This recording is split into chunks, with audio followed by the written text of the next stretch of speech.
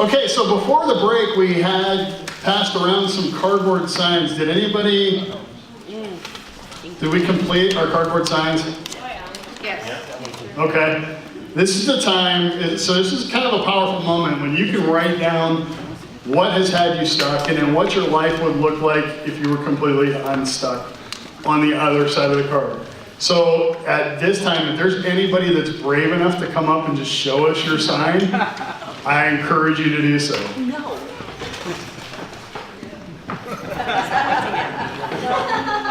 Come on up here. Okay. All right, so I drew on my sign quicksand, and my eyes are closed because I am unaware of the fact that I'm in the quicksand. I'm just in this junk here. And when I turn it around, I didn't draw myself. I wrote empty mind, full heart, because oftentimes what gets me stuck is overthinking things. And then little lightning bolts, because it's like electricity, feeling energized. And then I have the Nike switch, just do it. Action without overthinking. Awesome. If empty mind is happiness, I'm doomed. You never shut up. Anybody else want to share? Come on out. I feel like I'm compelled to because I do quicksand too. Another quicksand. We really should have had our quicksand pool here. The universe is speaking to me. So this is me in quicksand, and there's a tree with a rope hanging down, and I can't see it. So I'm reaching in the other direction, looking over here, and right over my shoulder is the rope that would help me out. And my other side, which I didn't really finish because I can't do pictures, but if anybody's familiar with the song Fight Song, that's this is the scene where Rachel is going like this, and this is my fight song, which I find really inspirational. That is awesome. I love that. Thank Right there all along, and you didn't see the rope. Awesome. Stormy, come on.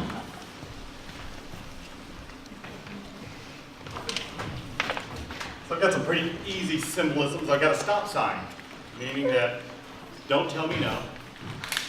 And the other thing is, which I should have written on here, is the word try, because I believe that you either do or you don't, but you don't try. And Yoda. Words from Yoda there, right? yeah, absolutely. And then the other side, I've got a stoplight with the bottom light lit in green because it's just a term I learned somewhere, JFDI, just focus and do it. And, or don't do it. It's your call, but I just like to do it. So there you go. And stop for a minute and remember your acronym. Come on up. Anybody, just come on up with them.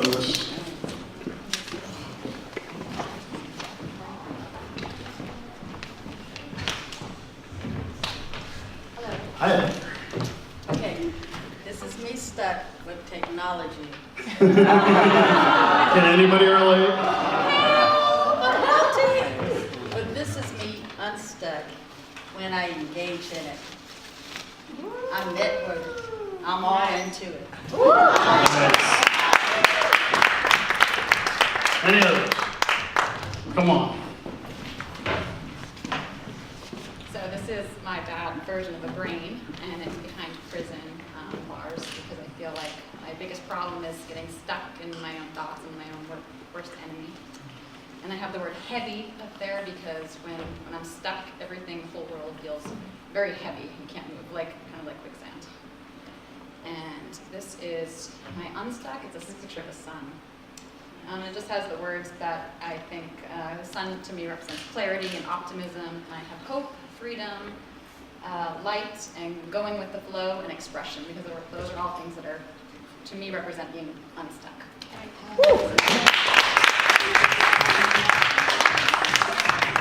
Amanda? No, come up here. Come on. There's a lot of people that want to see you. Get pictures. There you go. Okay, so I'm not an amazing artist, so I just drew what stuck is. It's fear, and most of it is like created by ourselves a lot, like she was saying. And I just have words that lead into our fear, like judgment, difficult, unworthy, lack, scarcity. And on this side, I have joy. It's developed in love, but joy to me is an acronym, meaning just overcome yourself. And with that, you get all of these great amazing things. Did you guys hear that? Joy, just overcome yourself, right? Sorry, I'm not moved. Thank you.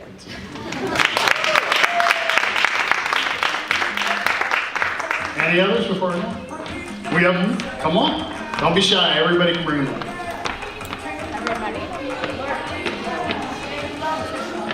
Okay. In my box, prior to my finding out, everything up here is the world of the unknown, what I don't know, the things that I don't know, and I'm in the box with all the things that I know, and those things that I know that I don't know, but all this is what I don't know. And this is me coming outside the box. I found out my diagnosis, and now I know what I can do to make myself better and live better, so this is good. Awesome. It's amazing how many things we know, but we don't apply, and then we just open that box. First of all, any others before we go on? I want to give everybody a chance. Okay. First thing that comes to my mind is the quicksand. We did that quicksand experiment the last two Unstucks. I wish we could have done it again today. What a beautiful picture of getting stuck, right? And the thing, when we did the quicksand pull, it was cornstarch and water, so it has a property to it where it's a liquid goo, but when it's shocked, it turns to a solid. So you can literally run around on top of it without sinking. But the minute you stopped, you started to sink. And the thing about it is, once you started to sink, your first reaction is to pull your foot out as quickly as possible. Well, that creates more shock and gets you stuck even further. And there's some people in the back who tried it and are nodding their head going, oh yeah. Anthony?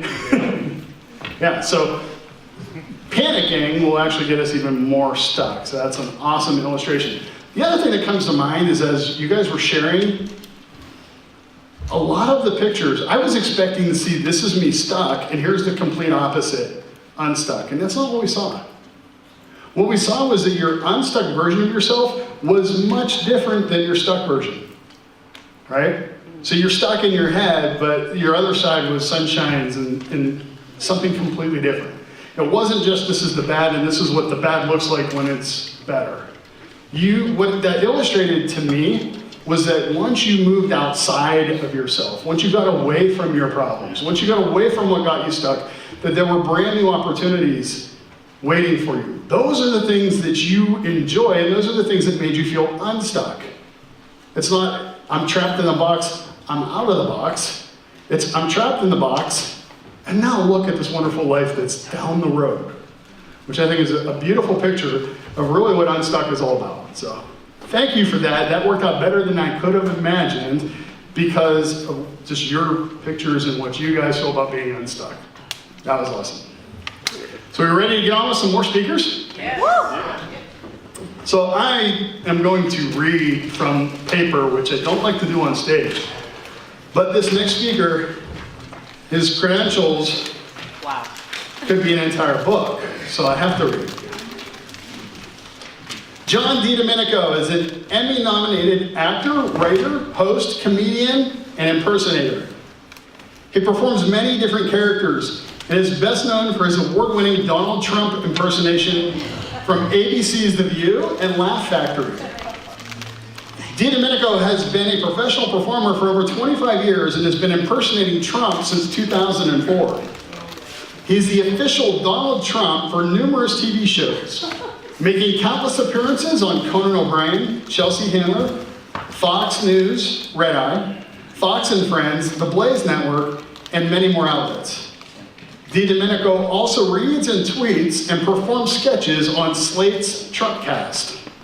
DiDomenico has been profiled on ABC's News Nightline, NBC News, HBO's Vice Media, CNN Money, International and Entertainment, CBC, USA Today, Yahoo News, BBC Business Matters, India News, Channel 4 in Britain, and has been covered by every major print and online news outlet in the US, including the New York Times, Washington Post, LA Times, Adweek, and McClatchy newspapers, and recently received a double front page cover story for the Las Vegas Review-Journal Entertainment section.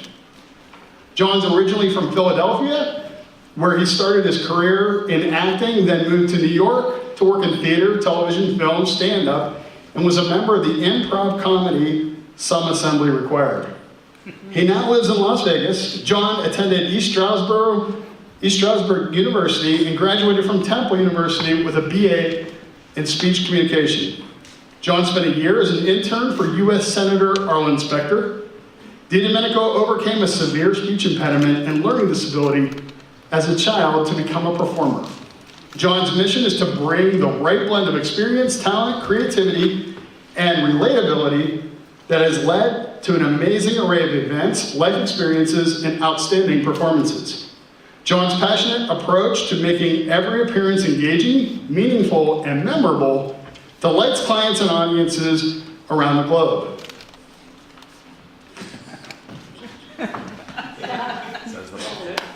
I'm exhausted just We're going to cut that right there. Guys, help me welcome the #1 Donald Trump impersonator in the world, my friend John DiDomenico. Yeah! Thank you, John.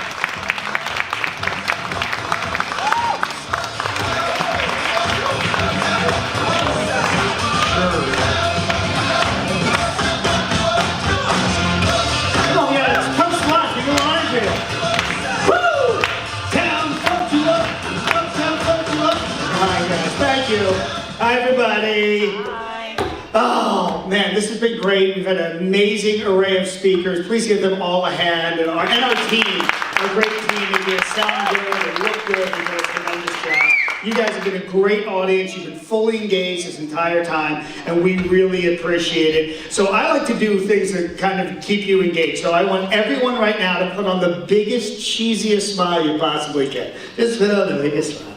Let's see it. Good, good, right? You feel better when you smile, don't you? It's great. Okay, so keep the smile, close your eyes, all right, and go to that place that you absolutely love. That wonderful place, the beach, the mountains, whatever it is. Go to that place right now. Keep that smile on and just keep that mood. Are you there? Is everybody there? Just nod your head if you're in that place. Can you feel it? That is your unstuck place. Remember that and hold that in your mind. Okay, so who's happy here today? Who's happy? Good? You're happy? You're in a good mood? Who's stuck? Is anybody stuck? You're like this. You must be stuck. You can't even decide. You're kind of up and down. What are you stuck on? Progressing with my teenage daughter. Oh, okay. Yeah, that's actually intractable in this Yeah, hour, I'm so. sure there's no fear. Yeah, and there's a workaround for that. But we want to, you know, being stuck and unstuck, I just, so you know, I'm like the poster child for being stuck and also being unstuck because I'm always in my head. I applaud you for being here today because even if you are stuck or not stuck or you're happy one of the great things about coming to conferences like this is you can get new strategies, fill up your toolbox, and have things at the ready. And it was great seeing some of the artwork. That was fantastic. Now, the introduction kind of covers just about everything I've ever done. But along with that, I'm self-employed.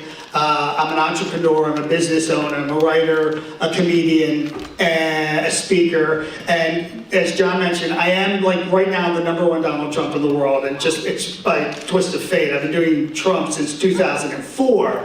And with him running and becoming president, it kind of changed everything for me. I've been traveling the globe for the last 2 years. But I also do a lot of other characters, and that's how I've been making my living all these years. I also do Austin Powers, baby, yeah. Can we shag now or shag later? Let's do both. Or Dr. Evil. You know, Scott, you're just not evil enough. You're quasi-evil. You're semi-evil. You're the Diet Coke of evil. Just one calorie.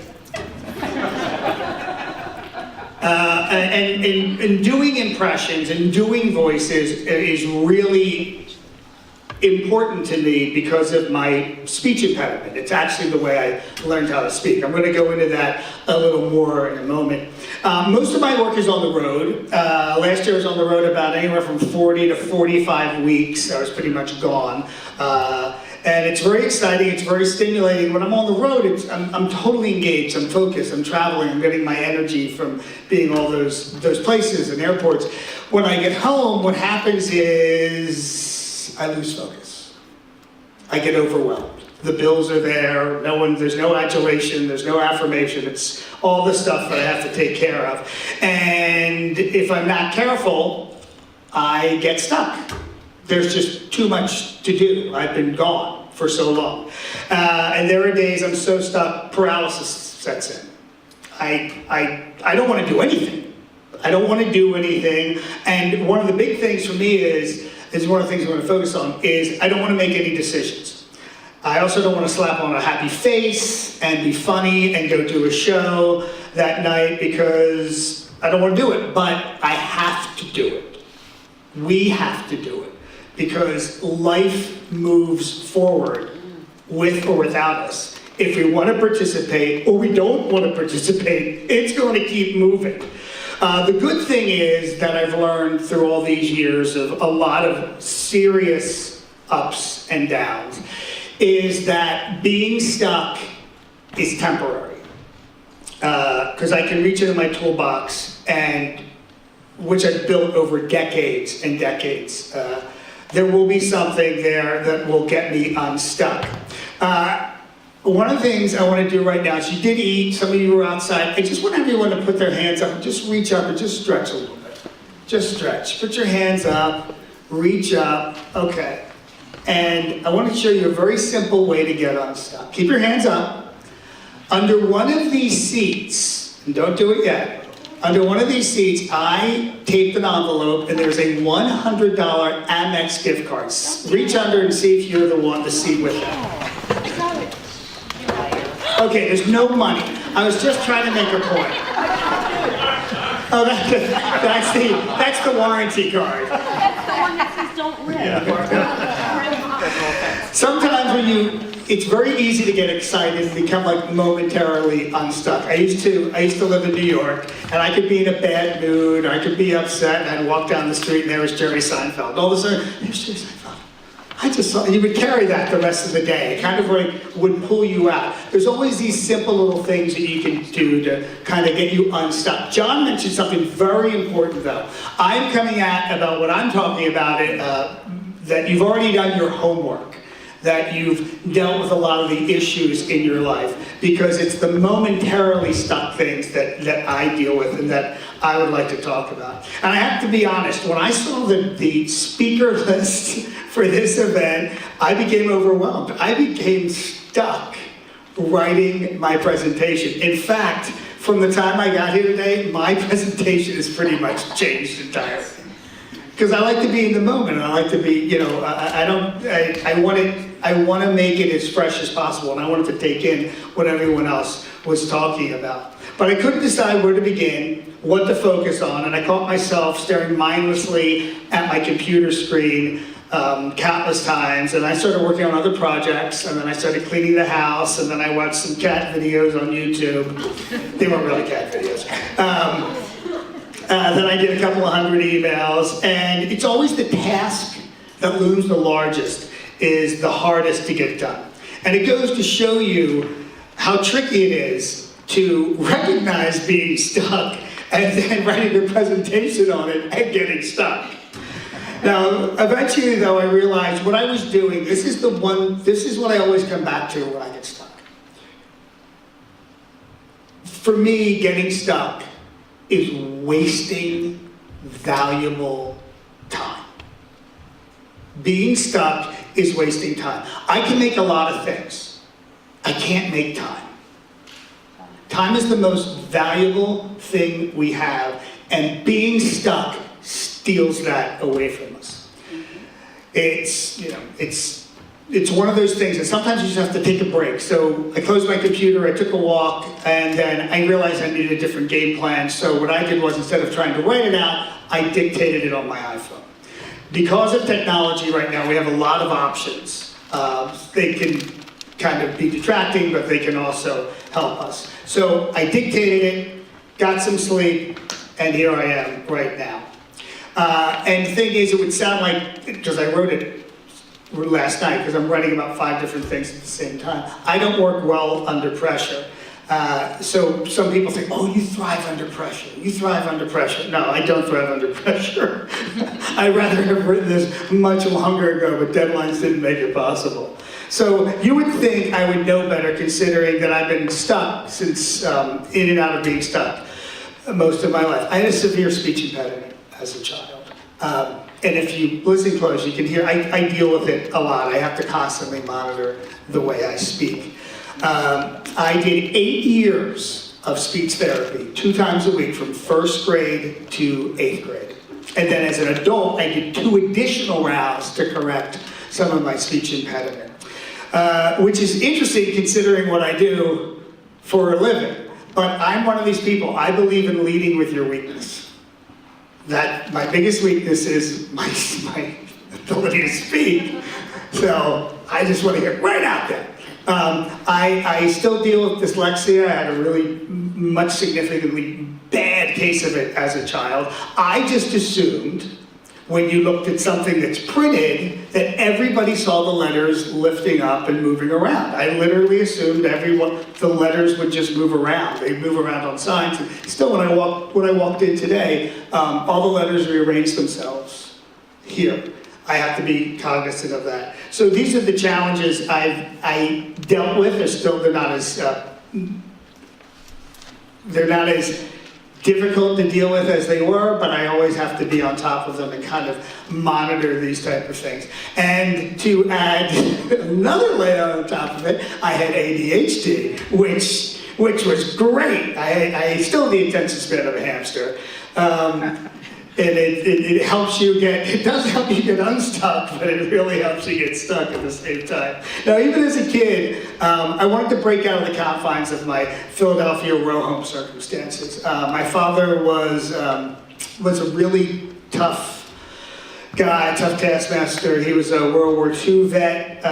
He was a steel worker with a 9th grade education. He worked very hard.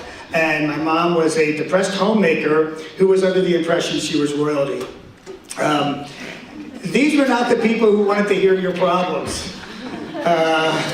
They could not help me get unstuck because they were stuck. They were really, really stuck. My mother is stuck. We could call my mom right now, and we could be on the phone with her for the next hour, and she could let you know how stuck she is. It takes her a week to clean her apartment. Now, early on, I knew I was I knew enough that if I wanted to get anywhere, I would have to do it myself. At the age of 5, I stumbled upon the fact that I could do impressions. And when I did the impressions, I had no speech impediment. It went away. I could be understood. And instead of being teased and beaten up for the way I spoke, I could entertain people.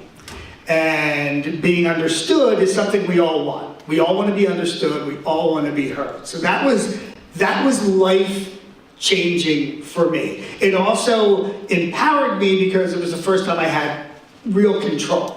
To get in front of a group of adults when I was 5 years old, this precocious kid, and I would do Ed Sullivan. Now, right here, the great Garbacho brothers. And in our audience, Girl Scout Troop 625, girls stand up and show us your cookies. And like, neighbors thought that was great. So we lived in a row home, they would all be on the steps, I would come out, and I would do the act that I just saw on Ed Sullivan, John Biner, and all these different things. But my grade school teachers were not impressed with my midday performances in their classes. I was a disruption. And over the years, I had to find ways to get unstuck on my own, and I did it organically. And the people, did everyone here, for those of you who get stuck, have you found ways organically to get unstuck that you didn't even realize you were doing? Things that pulled you out of it, but you didn't know it was an application, you just did it. Does anyone have that? Okay, great. So over the years, I found ways to get unstuck on my own, and all I knew, I didn't use the term stuck or unstuck. All I knew was unhappy, and I wanted to be happy. As I got older, I read books, attended seminars. I was in therapy for 25 years. Just about every type of therapy you could possibly imagine. I also listened to books on tape, watched programs, anything I could really get my hands on. And I still do that. It's something that I constantly need, and every time another book comes along and there's something else, I will buy that and read that book and fold that in. Because being unstuck, being happy is not a one and done. I say this all the time because of what I went through with my childhood. It is a campfire. You've got to start it every day. You got to go out and gather the sticks and the kindling, and you got to light it, and you got to keep it going through the course of the day, and you got to light it up. And then at night, it's going to go out. You may wake up happy, but you'll stub your toe. So you always want to know that it has to be worked on. It has to be maintained. And one of the things is the world is moving faster and faster. We live in this amazing time. But you know, post-World War II in this country, up through the 80s, technologically, this country was pretty much the same. Very few things changed. You know, in the 80s, we had fax machines and pagers, and cable arrived in the mid-80s. We went from 5 channels to 79 channels. And then the internet happened. And it has screwed everything up. It's just ruined everything. I love it and I hate it, especially with someone who has ADHD. I mean, a mouse click to me is, this is me all day, until I focus and get my work done. Since technology has moved at a pace that we've never seen before, as Trump would say, no one has ever seen this pace before. Tremendous pace, amazing pace, incredible technology, I have to tell you. Really, really incredible. So we're doing more, we're working more, we're being exposed to more information. We're consuming more information than ever before. And it is truly overwhelming, and we're getting it from so many different places. You know, one of the things when I fly all the time, and up to a few years ago, there was no Wi-Fi on planes. Because it's a 5-hour flight to New York, you're thinking, all right, I can get a little break, do a little reading, do a little work, and now you get on a plane, people are expecting to contact you because every plane has Wi-Fi. You are available 24 hours a day. People are expecting you to work 24 hours a day. I deal with corporations all the time. I deal with event departments, travel departments, and I hear this. I'll say, hey, I'll email someone, hey, Sarah, I haven't gotten my tickets for the meeting in Orlando, and went back, oh, sorry, John, our department used to be 6 people, it's now 2. I'm doing the work of 3 people. So everyone has so much more demands on their time, and so much, and the expectations are so much higher. And because of that, you feel stressed, you feel anxiety, you feel fear, and suddenly you're stuck. Because there's just so much coming at you. Because of all these external factors in the course of this day and age, it's so much easier to get stuck now than ever before. But there's also so many ways to get out of it. Available 24 hours a day. Yeah, available 24 hours a day. So that's my little 5-minute warning. So we can all get stuck, we get paralyzed about decisions. Decisions to me are one of the main things that I'm doing Trump. I can't believe it. He's like seeping into my, listen to me, decisions, I have to tell you. I make the best decisions. Really incredible. So, I feel like Dr. Phil. What were you thinking? We all get stuck. One of the things for me I get stuck with is I get paralyzed about decisions, okay? Unsure what decision to make. And one of the reasons is, as time moves on, we are in the most customized time in our head. Everything's customized. Go to Starbucks, you have like 9 decisions to get a coffee, which is great, on one side. On the other side, they have donuts now with like 9 toppings. So we're required to make thousands of decisions a day in and day out. Now there's a book called Willpower. Has anyone read this book by any chance? Willpower by John Tierney and Ray Baumeister? Okay. This book is it's a very useful book. If you have a chance to read it, there's so much valuable information in it. There's a section in the book called decision fatigue. And this is something I realized I was suffering from. I was making bad decisions, and those bad decisions were getting me stuck. Decision fatigue refers to the deteriorating quality of decisions made by an individual after a long session of decision making. And it's now understood as one of the causes of irrational trade-offs in decision making. And research, and this is unbelievable, but you can check this on the Googles.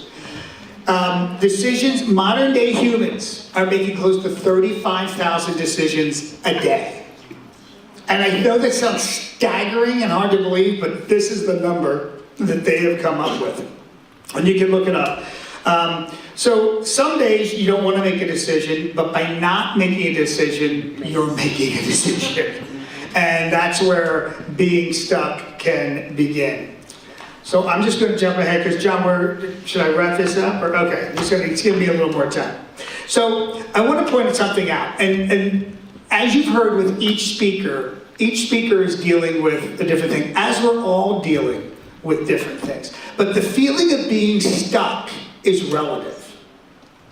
Someone can tell you they're stuck about something like, oh, come on, what are you talking about? But it's different for each person because we're all in different places dealing with different issues and challenges. You can be stuck in resentment or disappointment that you can't quite get over, or stuck in a career plan that's not working, or stuck in a marriage, or stuck in a destructive family dynamic, or you could be stuck because you have to write the opening for the Unstuck conference. When we're stuck, we feel immovable, entrenched, even hopeless. Now the good news is, we aren't, okay? There are many different things that you can do to get unstuck. And I'm going to go over some of them. And again, kind of going back to what John said, I'm making the assumption that you've dealt with a lot of these underlying issues. These are the things that I like to do. It's going to the gym. It's going for a walk. It's putting on music that will motivate you. There's a 10-hour version of the Mission Impossible theme on YouTube. 10 hours. Wow. And I listen to it all the time. Every listen's probably me, every viewing of that. But what I'll do is when I get up in the morning and I know I have a lot to do, I will put that on and I will run around the house because I'm, bipolar. I'll just go like bananas. But I'll get a lot done. It kind of instantly gets me unstuck because all of a sudden I'm in a movie with Tom Cruise. Getting unstuck could be your best friend giving you a pep talk.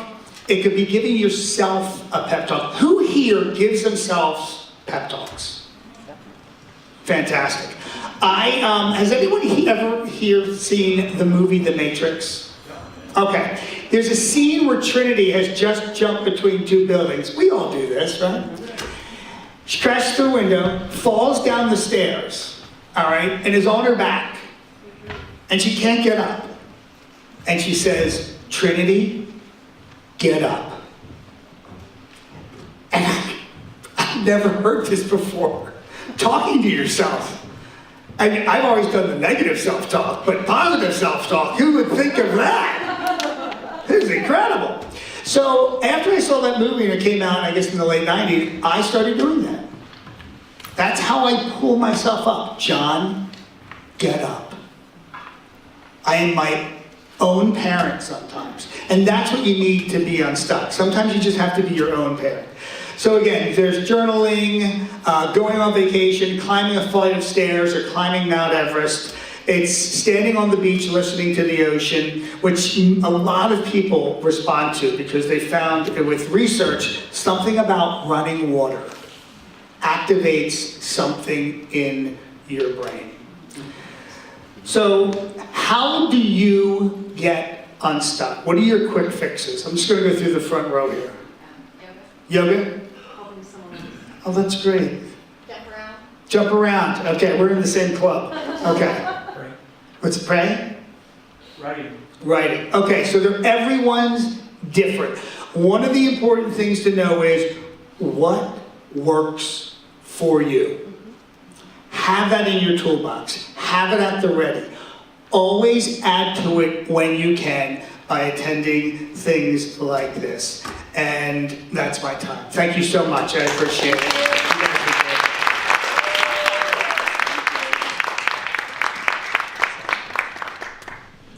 I find myself watching shows like Conan O'Brien now just to see if I can get a glimpse of John on late night TV. Isn't he awesome? Has being stuck affected your health? Do you struggle to get through the day? Do you feel as though something is missing in your life? Our next speaker was a successful marketing executive working a high-stress corporate job. Her work often spilled over into the evenings as she strived to keep her head above water. Kathy Kalesha spent 45 years of her life in denial about her health and weight. At 45, she realized she wasn't getting any younger. And she definitely wasn't getting any lighter. She wrote this, not me. Okay. No, I'm just kidding. Kathy joined the gym, hired a personal trainer, released 40 pounds, and dropped 4 dress sizes. She's now in her 50s, loving life and supporting her clients as they create healthier and happier versions of themselves. Kathy Kalesha is passionate about health and fitness, and she knows firsthand that moving more and eating healthy is essential to getting unstuck. Kathy rediscovered herself, and she says that if she can do it, so can you. Please welcome Kathy Kalesha. Do the Toastmasters handshake. Thank you.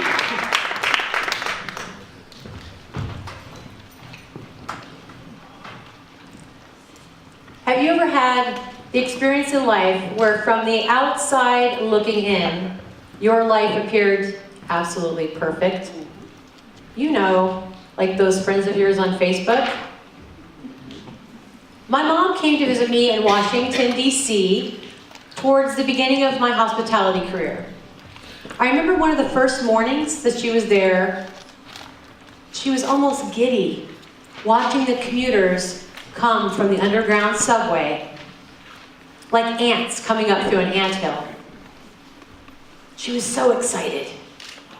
They were dressed in fancy suits, designer dresses, but that's not what stood out about them. They were all wearing sneakers to survive their commute. My mom said to me, Kathy, this is the life that I wanted. I wanted to go to college, get an education, have a nice job, wear fancy clothes, and sneakers to work. I'm the oldest of 6 kids. I have a sister, Susan, who's a year younger than me. And my mom made sure that we knew that we were going to be going to college and having careers. We were not going to repeat history, fall in love, get married, and start popping babies out right out of high school. We were going to have options, except going to college and having a career was not an option. It was mandatory. Mom, I'm living your life. From the outside looking in, my life did appear near perfect. I was the assistant GM of a beautiful hotel in downtown DC, Embassy Suites Hotel. I had a nice title, a good salary. I was living in an amazing place. But I was working 60, 70, 80, sometimes 90 hours a week. I had no time to enjoy the few extra bucks in my pocket or the amazing place I was living. But I put a smile on my face and I had a great attitude at work. I was a bit of a fraud. Have you ever felt like a fraud in your life? Or maybe you feel like a fraud now? It's easier now because of Facebook. You can just set up auto posts on your Facebook page for months out with positive quotes and happy pictures. And your 500 or 5,000 friends will think your life is perfect. Back then, you had to put a smile on your face and have a good attitude. Are there any areas in your life that you'd like to change? Would you like to flip things around and go from being a fraud and living a life of a lie to living your truth? I believe it's possible. But you have to get clear. You have to dig deep, and you need to assess where your life is out of alignment with what you truly want. And just like John, I've got a couple suggestions for you to do that. 1 is meditating, 2 is journaling, and 3 is praying. I'm not really a good meditator, so I have friends and clients who can meditate and make it work for them. So I know it works, but it definitely doesn't work for me. You have to find your own way. Journaling is a great way to process things that have happened in your life and get an aha moment of why you've ended up where you are. And I'm a big believer in praying, including God in my decisions and my struggles, and helping give me guidance so that I can live my truth.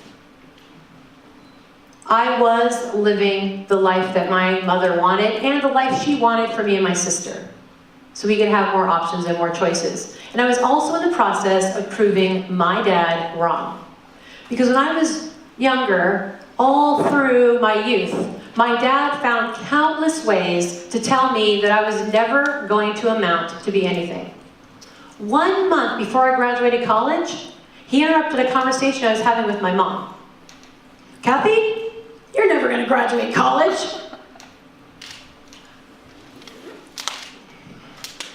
Mom, help? What do you say to such a ridiculous statement? I was 30 days out from graduating college. Any one of you who have graduated college, you know at that point, picking up your diploma is just a technicality, right? You're done. You've met all the requirements. And I did just that. I graduated and I went off to start my hospitality career. And I remember a couple years later, my dad and my brother came to visit me in Secaucus, New Jersey. I was a first-time manager, executive housekeeper of a hotel. It was a beautiful brand new hotel that I helped open. The first morning at breakfast, my dad and my brother, if you were to look over the balcony down into this beautiful atrium, you'd see them sitting at a breakfast table, and you'd see this parade of my employees coming out to greet them. Nearly the entire housekeeping staff, one by one. They'd shake my dad's hand, they'd pat my brother on the shoulder. Some of them embraced him. One refilled my dad's coffee cup. Another cleared their plates. They talked excitedly to my dad and my brother. But the funny thing is, my dad and my brother did not understand one word that my employees said to them, because they did not speak a lick of English. They spoke Spanish and Creole. But my dad did not have to understand the words to understand the sentiment of what they were saying.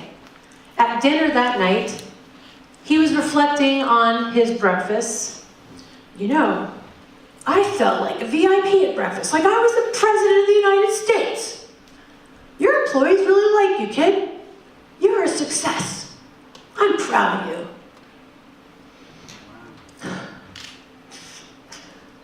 I did it. I proved my dad wrong. You heard him.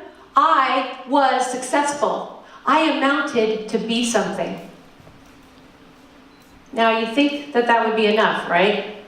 Oh no. I spent many years proving my dad wrong over and over and over again. Every promotion I got, I proved him wrong. Again and again and again. But here's the real rub. I took those self-limiting, those comments that my dad made to me where he made me feel like I was never going to amount to be anything. And I ran with it. I created this entire story about my life of self-limiting beliefs. I don't blame my dad for that.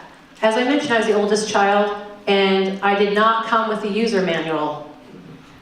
He was doing the best he could. And I truly believe that he was finding a way to challenge me to be successful, and it worked. I was successful. Just like for those of you who have been here all day, Christoph, his wife challenged him to do a triathlon, and he did it.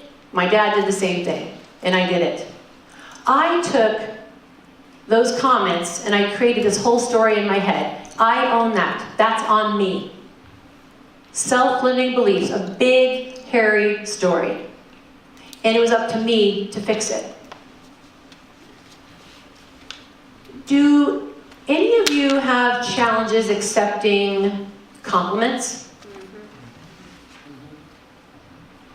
You know, I really love that shawl on you. It brings out the color of your eyes. You look really pretty today. You know, I love that you've been here all day taking notes, and you've just been connected to us, and it's really important to us that you're here, and thank you for just being open. Do you have trouble taking compliments? Maybe you kind of back up, brush them off, shrivel a little bit. How would it work? Do you feel confident? Do you stand around with your chest up, sit up to the table, ready to raise your hand to get involved in projects and help solve the company problems? Or do you hide behind your computer or your notepad and hope nobody even sees you, avoiding eye contact? How are your relationships? Your partnerships, romantic ones, friendships, family? Are they an equal amount of give and take? Or are you a doormat because you're afraid of losing someone? You don't want them to leave your life. Self-limiting beliefs can end up looking a lot of different ways in your life. For me, it actually affected my health and my weight. And I'm going to give you a tool for flipping that script of self-limiting beliefs in your head. I want you to think of 2 or 3 ways that you say negative things about yourself, starting with the words I am. I'm going to give you an example of one of my top 3 before I learned this. I am ugly. I used to say that to myself in the mirror all the time. So you can write them down or put them in your phone. Think of 2 or 3 for yourself. I am and something negative. Go ahead. Does anybody want to share one? We're all friends here. Throw it out. Yes? I am old. I am old. All right, let's help her. What's the opposite of I am old? I am what? I am young. I am young. So I want you to cross out I am old and write I am young. And if you wrote I am ugly like I do, or I did, you can write I am beautiful or I am handsome. So take your 3, figure out what the opposite is, cross out the bad and write the good. And this is your new mantra. Starting today, I want you to say these 3 positive statements, 3 or 4 times a day. You'll have them memorized by tomorrow. Mine used to be I'm fat, I'm ugly, and I'm weak. Now it's I'm fit, I'm strong, and I'm beautiful. So write yours down right now while you have a moment.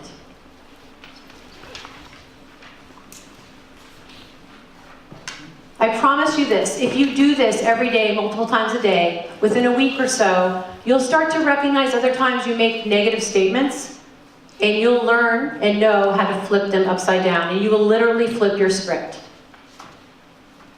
So you're flipping from living a lie to living your truth, and now you're going to flip your script. from negative comments to positive, affirming I am statements.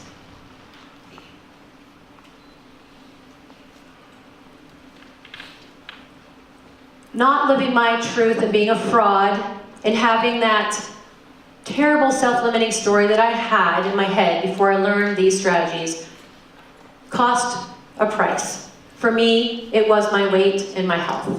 When I was in my mid to late 30s, I got to a point where I was at that, just under that number on the scale that you don't want to see.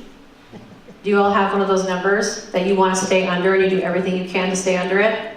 Yeah, most of us do.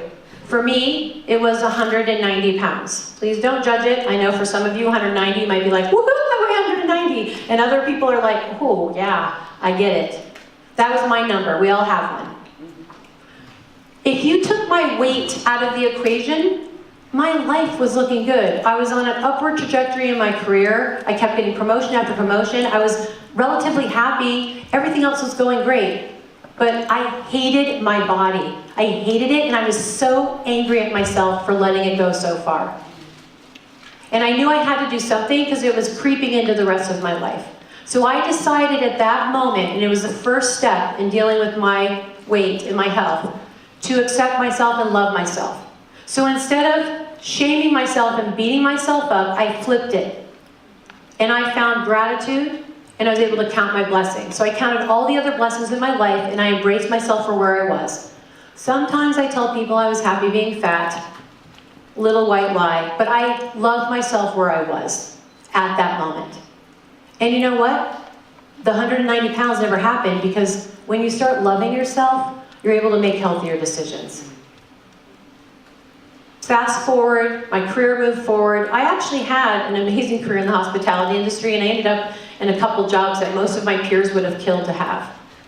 But that's not what's important. It's the journey that I took. So I found myself back here in Las Vegas, where I grew up. It was 2007.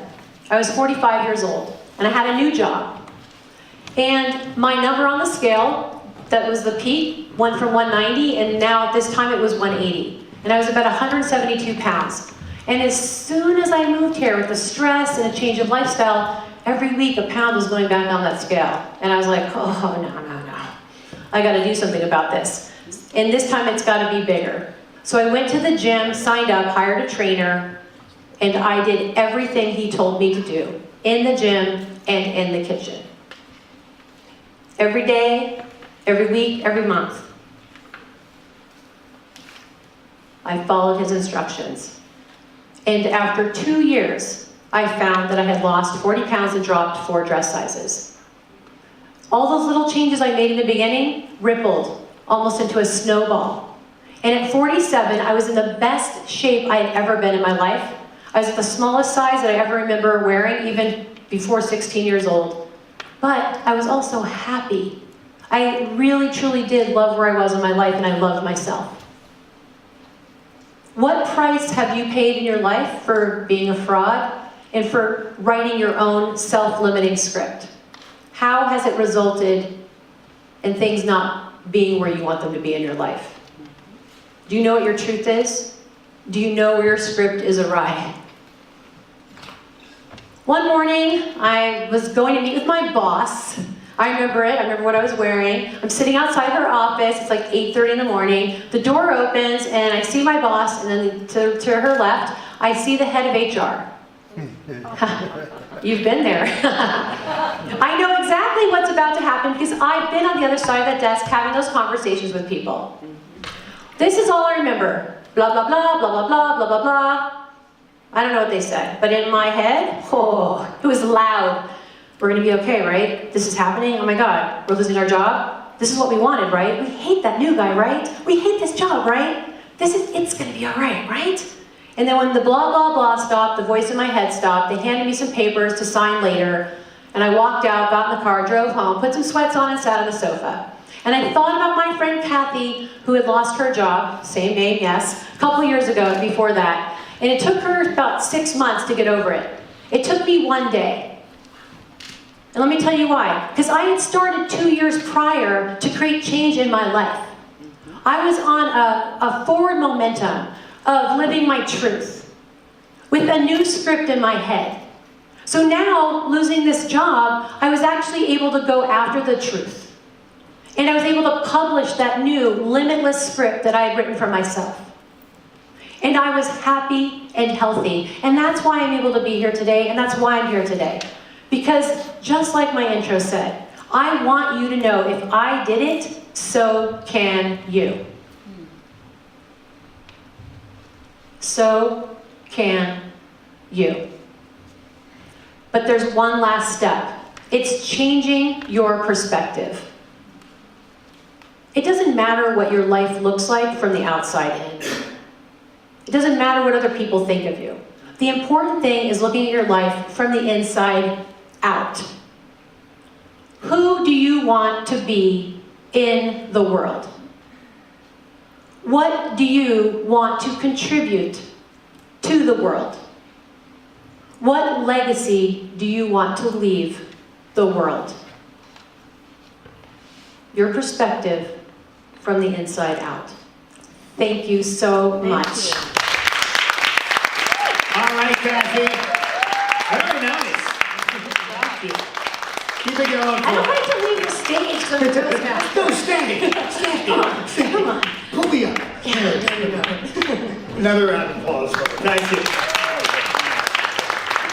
All right, I don't want to give away too much about our next speaker. This guy's amazing, but he is a standout personality in the world of public speaking, training, and team building. He uses 25 years of leadership experience to inspire relevant and meaningful change, and has worked with endless corporations from around the world for the past 10 years. His keynotes and trainings are memorable, actionable, transformable, and fun. Please give a huge round of applause to Vital Germain.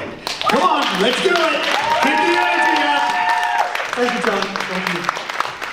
Good afternoon, everybody. My name is indeed Vital Germain. Everybody say, hi, Vital. Hey, Vital. I love the energy. Let's share some more positive energy. Look at the person next to you or behind you. Give them a high five and say, I am happy to be here. I am indeed happy to be here. So my objective today is not only to get you unstuck, but is to inspire you to fly without a net. Before we learn how to fly, some of you might like to know just a little bit more about who I am. That's me as a toddler. I know, too cute. Yes, please say ah. Too cute. But apparently I took a left turn somewhere along the way, and as for the hair, it's been downhill ever since. But here's the story of how I got from there to here.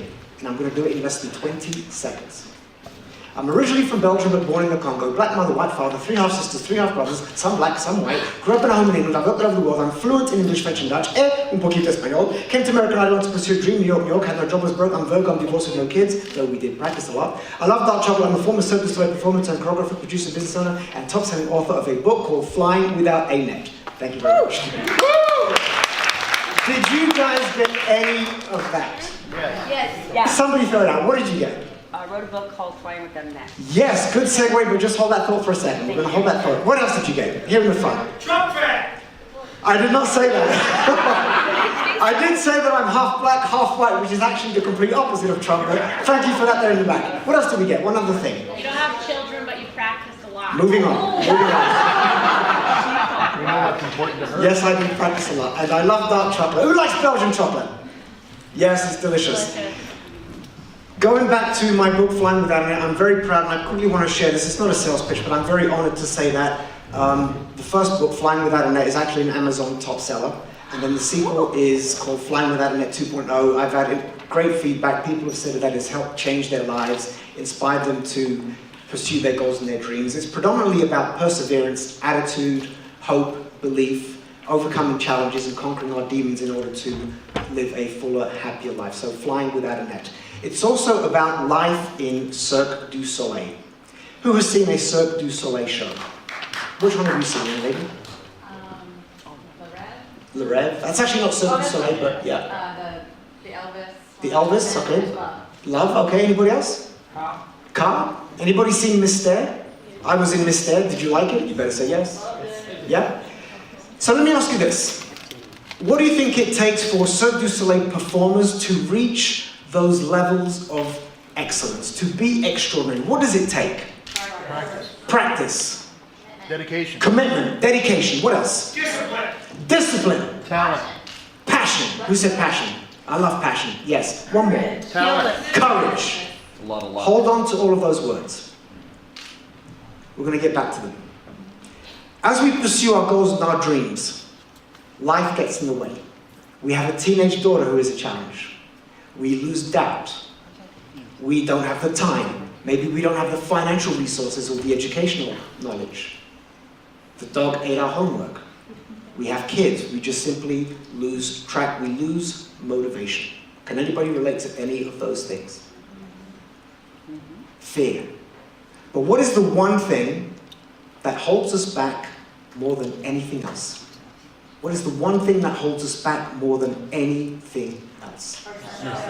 Yes! We hold ourselves back more than anything else. And it starts with attitude. Attitude is everything. Attitude is basically how you react or respond to everything and anything that happens to you or around you. It is a choice. Viktor Frankl, Holocaust survivor, says this about attitude. He says, the last of human freedoms is the ability to choose one's attitude in any given set of circumstances. Think about that. I can't even imagine what it must have been like to be in the Holocaust. Yet this man, who went through probably one of the most horrible atrocities in humanity, has this attitude of, I'm not a victim of circumstance. And I remember when I first came to America, I came here with nothing more than a dream in my pocket. And I lived in a rat-infested studio in Spanish Harlem. Outside were drug addicts, homeless people, fifth-story walk-up. I had a bed, a chair, and a table. But I felt that I was living a life of royal privilege because I could taste my dream. I could see, I could feel it. And I don't even want to talk about the common bathroom down the hallway.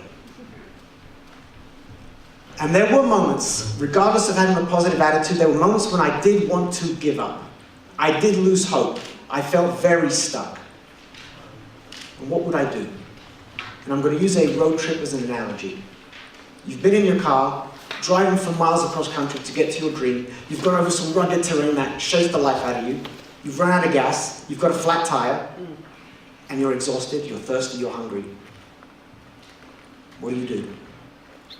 I pull over, I look in the rearview mirror, and I look how far I've come. I look at the potholes that I navigated. I look at the milestones that I celebrated. I looked at who I used to be and who I've become. And that encourages me and gives me momentum. Why would I give up now? I've come this far. Why would I give up now? And if that doesn't work, then I step out of the car. I go take a walk, off into the countryside, to the beach, and I forget my goal, my dream. I forget my problems. I distract myself completely. I bring one of two things with me. 2 books. The first book, and it's just a metaphor for escaping, is a book that has nothing to do with my goal, my dream. It's a distraction. It allows me to escape, de-stress, relax, and I drift off into another world. And I get re-energized, re-motivated. The second book is an educational book that's going to give me additional tools to fix the tire, figure out how to drive, get a new roadmap to where I want to get to. Then I get back in the car, now I'm motivated and refocused again. And I look in the rearview mirror and I'm like, yes, that's who I used to be. Right there in the horizon is who I want to become, and I put my foot down on the pedal and I tell myself with conviction and commitment, I am going to get there. Because my attitude is going to drive me. My desire for my dream is going to get me there. We either run away from pain or we run towards pleasure. How much do you desire your goal, your dream? Attitude. It's everything. The next tool I want to share with you is the power of creativity. What exactly is creativity? It's a lot of things for different people. Here's what I'm going to say about creativity. It's built on the platform of our imagination, and everybody has imagination. Therefore, everybody is creative. Some of you are thinking, no, Vital, I'm actually one of those people who's not creative. Everybody is creative. Those of you who think you're not creative is because you're getting confused. You're thinking that you're not artistic. Everybody is creative. Not everybody is artistic. You need to be creative in order to be artistic, but you don't need to be artistic in order to be creative. Lawyers are creative. Chefs are creative. Athletes are creatives. Accountants are creative. At least I hope yours is. I know mine is, and I love you for that. My definition of creativity is having an open, curious, flexible, and childlike mindset that allows you to envision beyond limitations and achieve more. A friend of mine by the name of Dr. Farah Gray, who happened to have been a self-made millionaire by the age of 14. Now, this is a kid who grew up on the south side of Chicago, poor, very poor. Somebody who can relate to the south side of Chicago. And at the age of 6, his mother has a heart attack. Now, she is a hard-working, driven, single mother, love her to death. But bills pile up. He tells himself, now remember, he's 6 years old. He tells himself, I'm going to help Mama pay the bills. How courageous, how cute is that? So what does he do? He goes out on the streets and picks up oversized rocks and paints them. Knocks at people's door and he says, hey, would you like to buy this? And they say, wait a minute, isn't that the rock that was just in front of my door? And Farah says, yes, but it's different now. It can be used as a bookend, as a paperweight, as a doorstop. 6 years old. He made $50 that day, apparently. But it's that attitude, that mindset, that got him there. And that attitude, he carried it forward, became a millionaire. Focus on the word childlike. I remember being childlike is actually what started my American dream when I auditioned for Cirque du Soleil.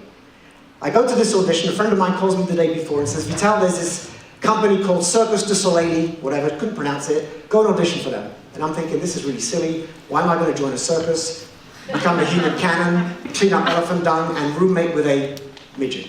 Why would I do that? So I go to this audition, and I see all these other people that I've seen at other dance classes and other auditions, and I've been rejected 100 million times, and I'm thinking, you know what? Whatever. There are dancers from ABT, New York City Ballet, Alvin Ailey, you name it, they're there, and I'm intimidated. And then I tell myself, no, you have every right to be here. And so they had us do bungee trapeze. They attached us into these bungee cords, and we had to pull like madmen to get to this trapeze. That was about 200 feet up in the air.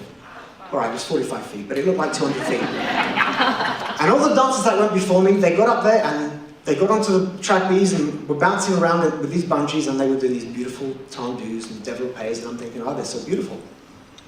Then it's my turn to go, and I'm thinking, I'm going to die.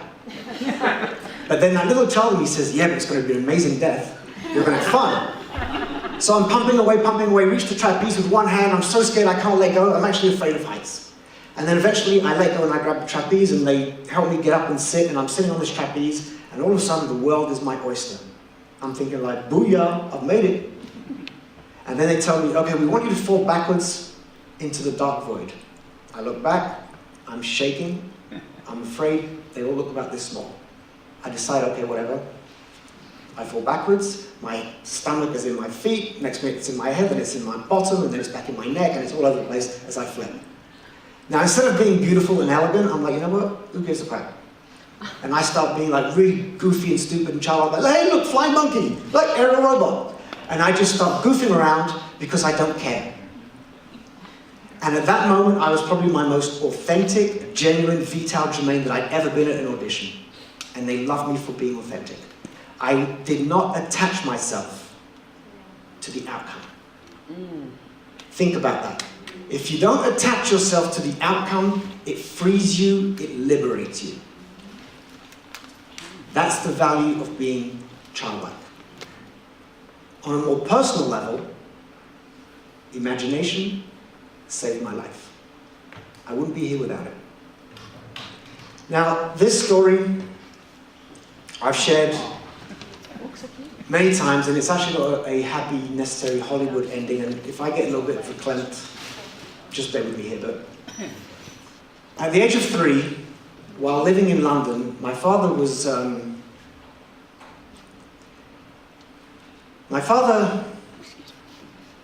sexually abused my 2 half-brothers and myself. And he was arrested and extradited to Belgium, where he served time for his crime.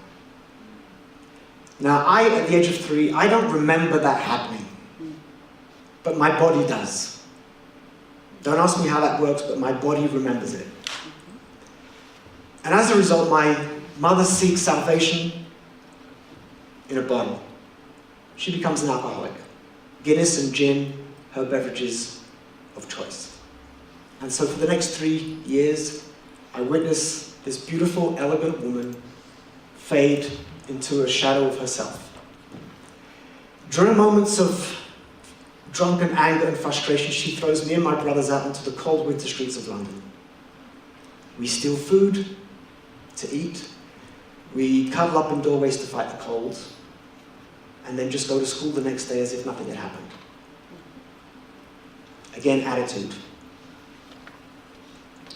At the age of 7, the British authorities placed us into childcare, like a home, an orphanage. There were regular fistfights, teenage prostitution, stabbings, attempted suicides. But through it all, my imagination ran wild.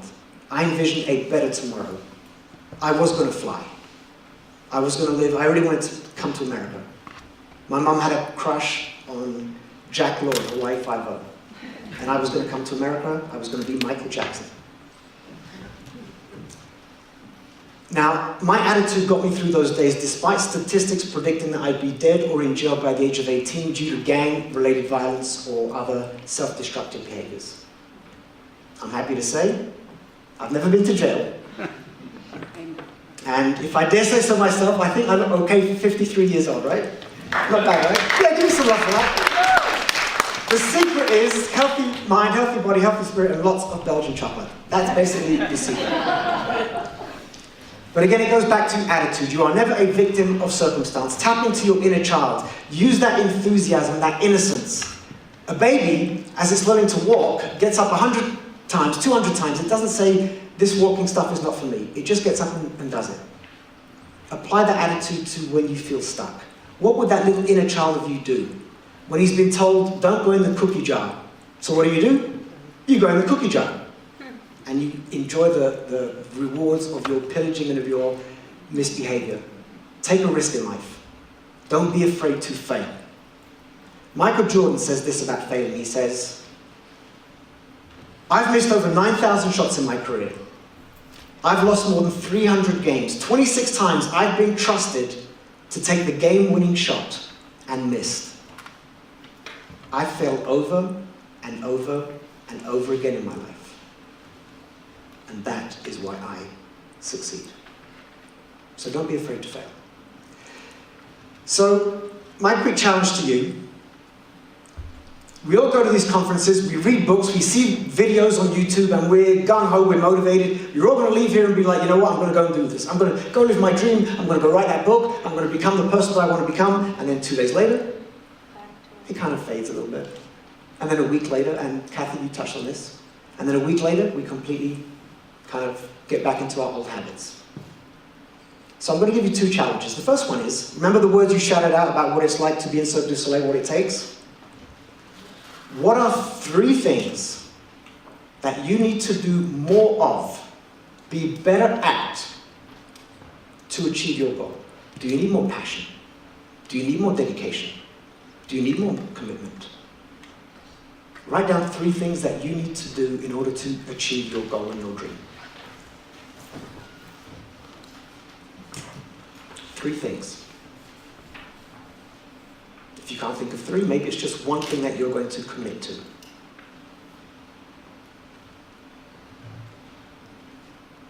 And like you, Kathy, I'm going to put people on the spot. Does anybody have the courage to share 1 thing that they're going to do more of that's going to change their life? Believe in themselves. I love that. Enthusiasm. What are you going to do? Believe in myself. Believe in yourself. Belief is vital. How will believing in yourself change your trajectory? move stronger towards the things I want to do, and I'll commit to them greater because I'll believe that they'll be true. You'll believe that they'll be true. As a kid, I believed that I would fly. Give a round of applause for being very, very courageous. So in closing, the challenge is, again, to not let these type of moments go to waste. You've got to change your behaviors. You've got to create new habits if you want to become that new person that you dream to become. You've got to change those habits. So the only thing I have left to say really is, thank you for allowing me to take up approximately 20 minutes of your life. Time is valuable. Thank you for playing along with me and for hopefully inspiring you and empowering you to spread your wings and fly without a net. Thank you. Yes. Huge hand for the pal. Oh, nice. I wish I could do a Donald Trump imitation. No, but actually said it when you said that. I think you said something else. All right, please keep it going for me. That was fantastic. Like I said, it's an amazing lineup of speakers today. And one of the things you're probably getting from all the speakers, and you know this just being a human on this planet, is that no matter what, you're going to face challenges every day. The only question is, what will you do in the face of those challenges? Our next presenter is Cheryl Green, a resiliency expert, and I love that term. She's the author of Surviving to Thriving, an animal rescuing badass. After a devastating divorce, Cheryl suffered a severe depression and embarked on a journey of self-discovery, which has led to her helping others overcome their obstacles to live the best life possible. Let Cheryl help you overcome a life filled, uncover a life filled with passion, purpose, and possibly puppies. Ladies and gentlemen, Cheryl Green.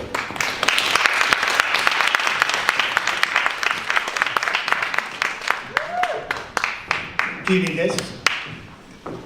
Nope. Nope. It was a warm day back in August of 1985 when my mom kneeled down in front of me and said, "Honey, never miss an opportunity." Oh, I followed her outstretched arm to see the women's restroom. To this day, every time I pass a bathroom, I hear her voice in the back of my head, and suddenly, I have to go. It's taken a few years, but I'm finally able to apply those words of wisdom to other areas of my life. Have you ever missed out on an opportunity because you're afraid to take the first step? Most people spend their lives paralyzed by fear.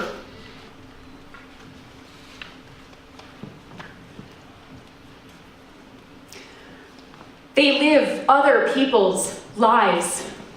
They stay in jobs too long. They stay in relationships well past their expiration dates. This leads to regret, to resentment, and sometimes to depression. In order to overcome our fears, we have to first identify what kind of fear is it? And then decide, is it keeping us safe from physical harm?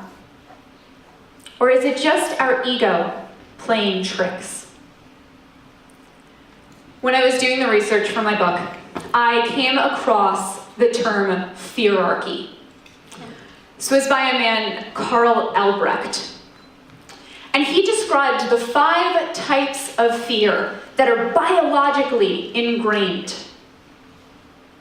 Interestingly enough, only 3 of these are actually useful to our survival. The first is extinction. This is beyond the fear of death. This is ceasing to exist.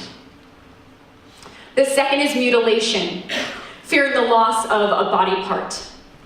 I don't know about you, but I'm really freaked out about ever losing my eyes. And the third is loss of autonomy. This is fear of being paralyzed or entrapped. The last two fears are psychological fears. They're unhealthy, if you will. Separation, a fear of abandonment or rejection. And ego death, fear of humiliation. You might be wondering exactly what is the ego? You have this picture, this idea of who you are, and it's burned into your brain. Sometimes you don't even like the person that you've created in there. But you will do everything in your power to protect who you think you are. That's your ego. When you're afraid to speak up in a meeting,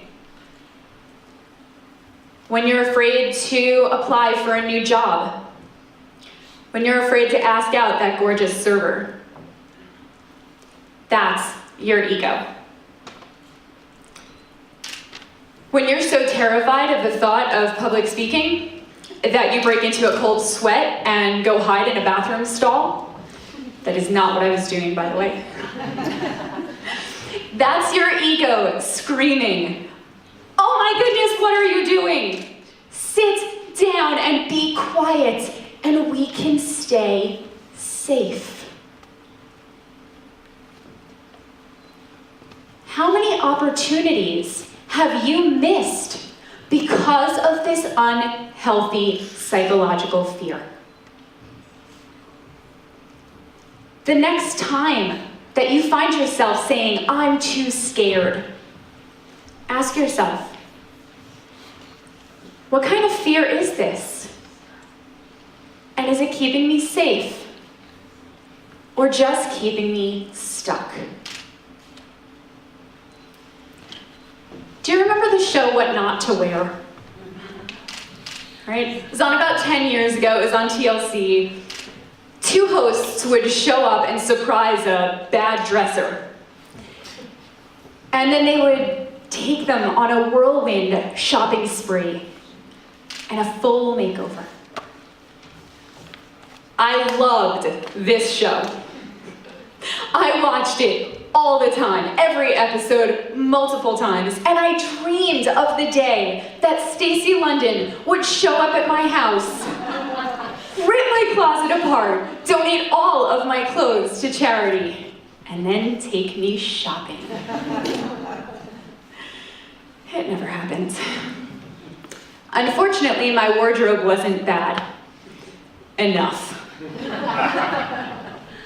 But I still learned a lot from the show. Not just that I'm too old to wear socks with animals on them. I still do. I learned actual life lessons. Do you remember what Stacey London's least favorite word was? Yep, somebody said it. Her least favorite word was comfortable. Whenever somebody would defend an outfit by saying, "It's comfy," Stacey would lose her mind. That's because comfortable doesn't mean it's right. It doesn't mean you're in a good place. It doesn't even mean that there's any redeeming qualities. It just means that you're too damn scared to change. I say that because I've been there. I've been comfortable in relationships, in jobs, and in a Deftones sweatshirt that was getting a bit threadbare. Those relationships destroyed my self-confidence. The jobs kept me from recognizing my full potential. And that's both emotional and earning. And the sweatshirt, let's just say that I might be a little further along in life if my style hadn't been homeless chic. Comfortable is not a testament to how happy or successful you are. Comfortable is just the first stop on a spectrum of pain. It's not good. It's just not painful enough that you're willing to make a change. Comfortable is a state we get stuck in. It's like quicksand, which got mentioned a lot today. You start out with one toe in, and suddenly you're sinking further and further and further.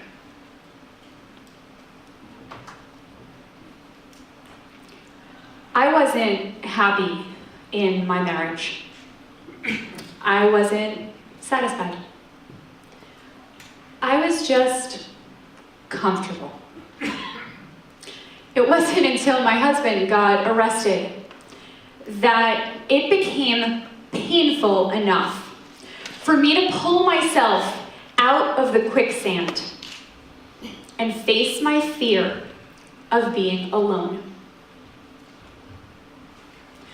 Will you wait until your situation becomes unbearable? Or will you face your fear and make a change on your terms?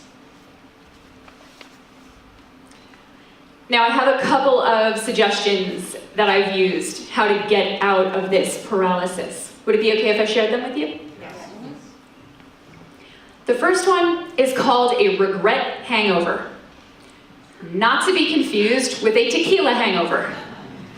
And I know the difference. When I was going through my divorce, I needed a break. I was talking to a friend of mine in New York, Justin, and he told me that he and his dad were going to Moab, Utah for a week to camp and off-road and hike. And did I want to come along with them? Yeah, I did. I packed up my car and I drove up to Moab. It was on our second day, and we had been hiking for hours.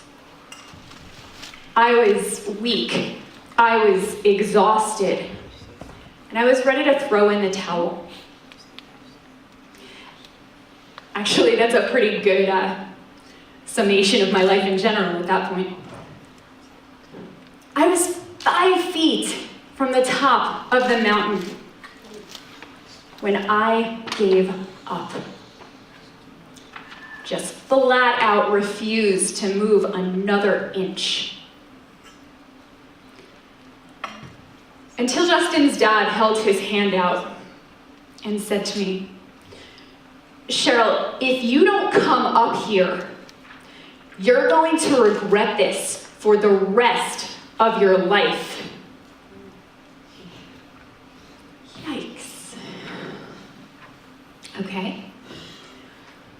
I gathered up every ounce of strength that I had. I put one foot on a rock, grabbed his hand, and scrambled up the rest of the mountain. It was worth it. The view was amazing. And every day, I'm grateful that I don't have to live with that regret. His advice actually sticks with me. It's become the litmus test. Every time I have to make a decision, I go back to that thought. If I don't do something, if I don't accept a challenge, how am I going to feel tomorrow? What about 20 years from now? I'm asking myself, am I allowing unhealthy fear, the fear of rejection, humiliation, failure, to run my life?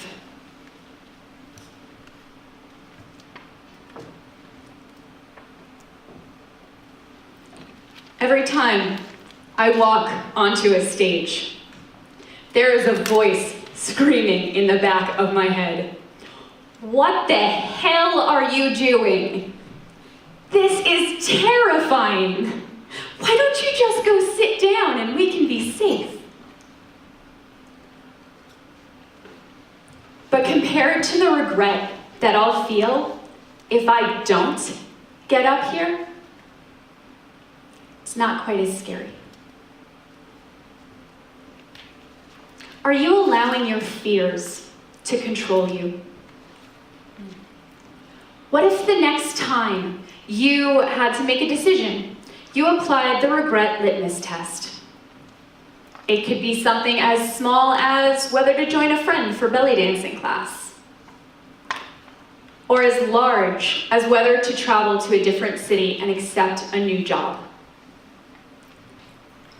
If you can wake up tomorrow and feel that you're okay having missed the opportunity, pass it up. But if you know that that's going to eat away at you for the rest of your life, face your fear and go do it. The second tool that I use to overcome this paralysis is realizing that if I don't take the opportunity, someone else will. Raise your hand if, when something good happens to a friend of yours, you're happy for them. Yeah, for like 2 minutes. And then you're jealous that it didn't happen to you. It doesn't make us bad people. It's perfectly normal to compare yourself to others. About a year ago, I went to see Michael Franti at Brooklyn Bowl. He's one of my favorite musicians, and I was looking forward to this for months. During the second song, he looked out into the audience, picked a woman out, and called her up on stage to sing with him. What an amazing opportunity. She made it up to the stage, went to accept the mic, and freaked out. She threw the mic back at the stagehand and hightailed it out of there. That woman missed an amazing opportunity because she allowed her fear to control her. Guess who the next person he called up on stage was? Oh yeah, I sang my butt off. Not well, but I still did. When you miss an opportunity, when you let it pass on by, it doesn't just vanish. It just moves on to the next person. If you can't bear the thought of that coworker who does subpar work and spends most of their time by the candy machine, if you can't bear the thought of them getting the promotion, don't miss the opportunity to apply for it yourself. If you can't bear the thought of that friend who you've had feelings for forever, if you can't bear the thought of them marrying someone else, don't miss the opportunity to tell them how you feel. H. Jackson Brown, author of Life's Little Instruction Book, once said, "Be bold and courageous. When you look back on your life, you will regret the things you didn't do more than the things you did." If you're feeling stuck in your life, face your fear. Stop drowning in comfort zone quicksand. And never miss an opportunity. Now, if you'll excuse me. All right. Thank you, Cheryl. Outstanding. Keep it going for her. You're going to talk about the book? I'm going to shaker. Do the handshake, do the handoff. Fantastic. Very nice. All right, we're going to take a 5-minute break, and then we're going to come back here. We're going to have our last few speakers of the day. So just take a bio break. Come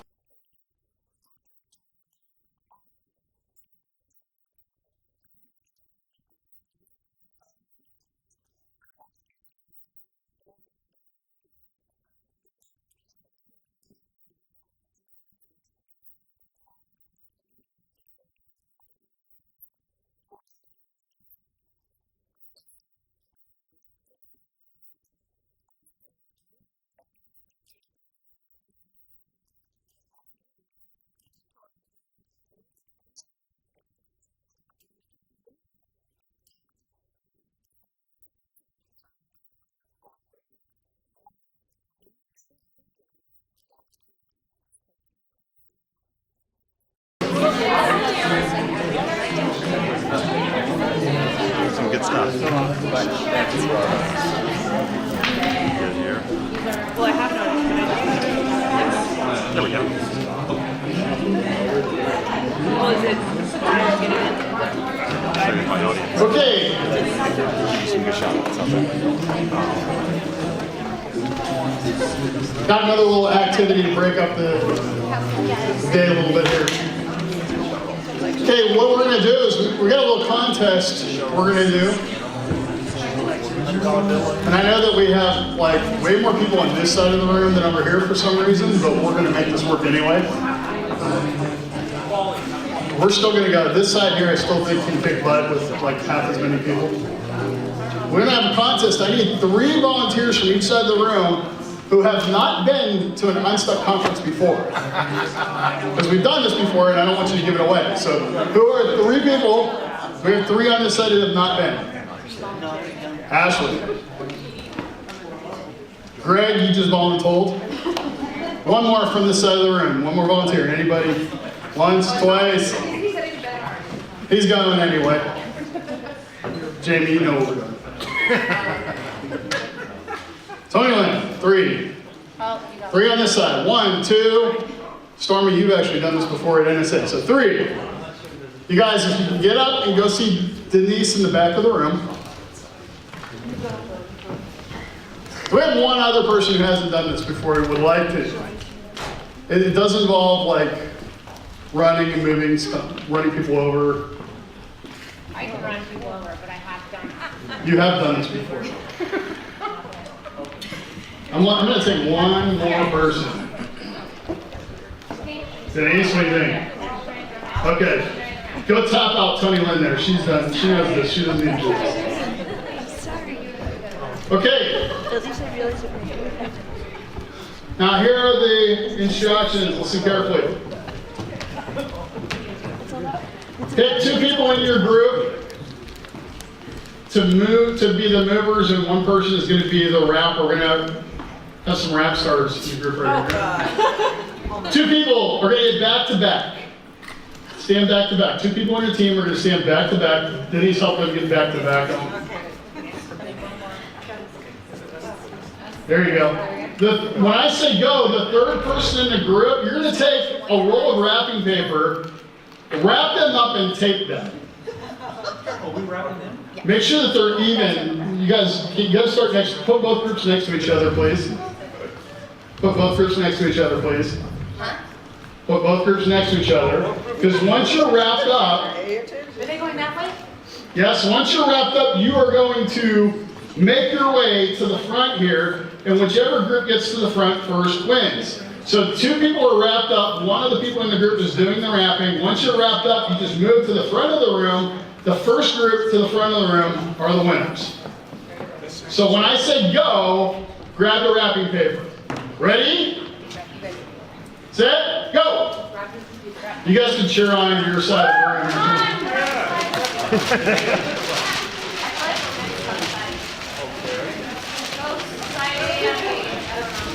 There's only 1 roll of tape, so you're going to have to fight to tape them up.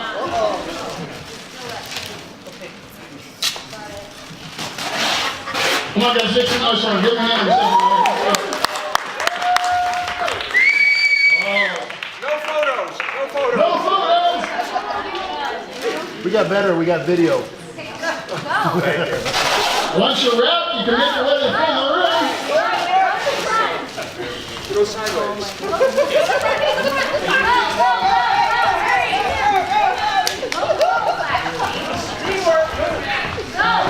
Now the red team's gaining on you. They're catching you. Stand up, photo finish. And the green wins. Green group wins. Awesome. Now, stay right there for a second. I have a few questions for you. You're still wrapped. That's one of my questions. The first, maybe not questions, 3 comments. First of all, the instructions were just to go from one side of the room to the other, right? Yeah. Even something as simple as walking across the room becomes more difficult when you're stuck, isn't it? Yeah. Yeah, right? How did you guys feel trying to make your way up here? Awkward? She's warm. Thank you, that's awesome. Support, oh, she felt supported, even better. Warm and supported, and I will note that you guys did a really good job of catching up to them. And you didn't win, but you caught up pretty quickly, right? Yeah. Here's what I noticed. They started to get into a groove. They started to move in sync. They started to walk the same way the other one was walking, right? Which is a metaphor for life here, isn't it? When we're stuck and we hang around other people who are stuck, we move like stuck people move. We catch ourselves in a groove and we stay where it's warm and comfy, right? Here's the third point to this exercise. What were the directions again? Wrap each other up and then walk to the front. Nowhere in the directions did I say that you couldn't rip the wrapping paper and just walk up. Right? I've done this at every conference and it turns out exactly the same. Nobody has ever ripped the wrapping paper and walked up. But you know what? That's how we handle life too. We accept our circumstances for exactly the way they are, even though we had the power to change them all along, right? So you have the power to rip that wrapping paper off and move forward and not be stuck anymore.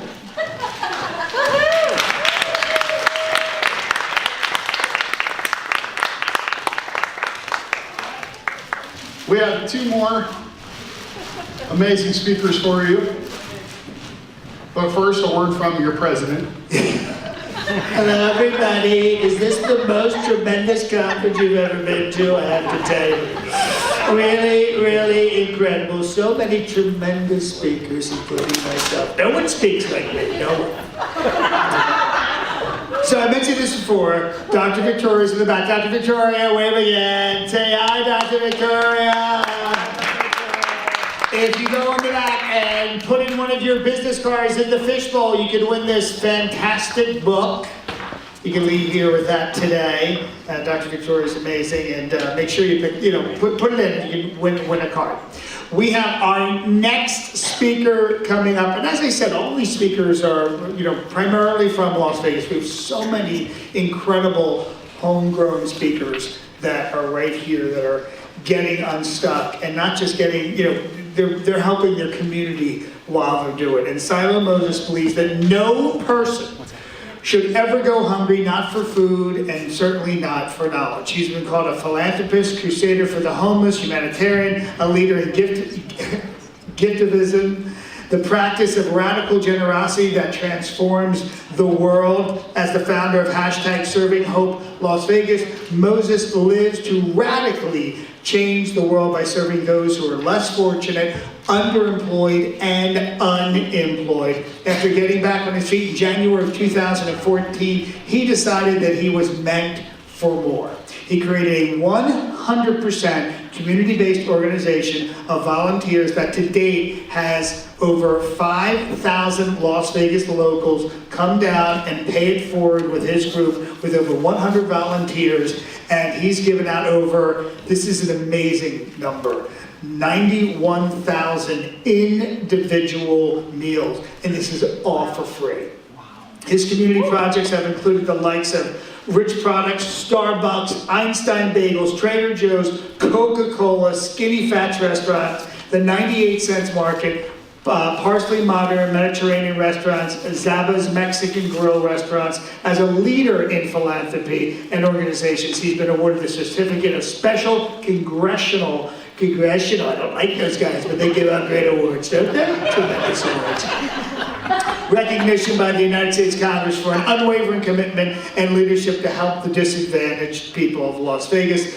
They've been awarded senatorial recognition by United States Senator Dean Heller, which happened here in Las Vegas. He's one of the top 100 men of the year and a hometown hero twice. Just recently, he started We Win 360, a 3-day intensive kick your butt into high gear boot camp for people who are ready to achieve extraordinary results in their own personal lives as well as in their business. Ladies and gentlemen, put your hands together for a hometown hero, Silo Moses.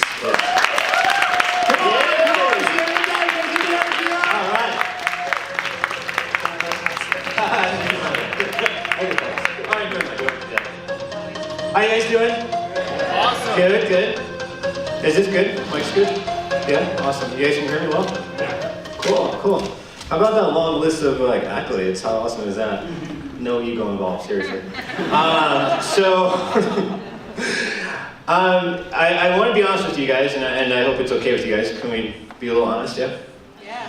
So, I had this speech that I had drawn out, and I practiced it in the mirror for 2 hours, and well, it's more like 4 maybe. And I had bullet points that I wanted to go over and stuff like that, but I wanted to kind of change it up at the last minute as I was sitting in the back. A few things that hit me, so I'm actually just going to kind of talk from the heart and from the hip. So is that okay? Yep. Cool. Awesome. I have a question. A really, really, really deep question for you. What if you're happy being stuck?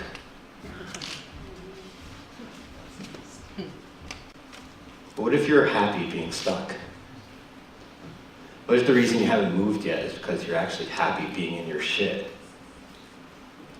Maybe not happy I wake up every day smiling that minute, but maybe it's just something hasn't really come across your path yet to knock you off it, for you to go, that was a bunch of crap over there.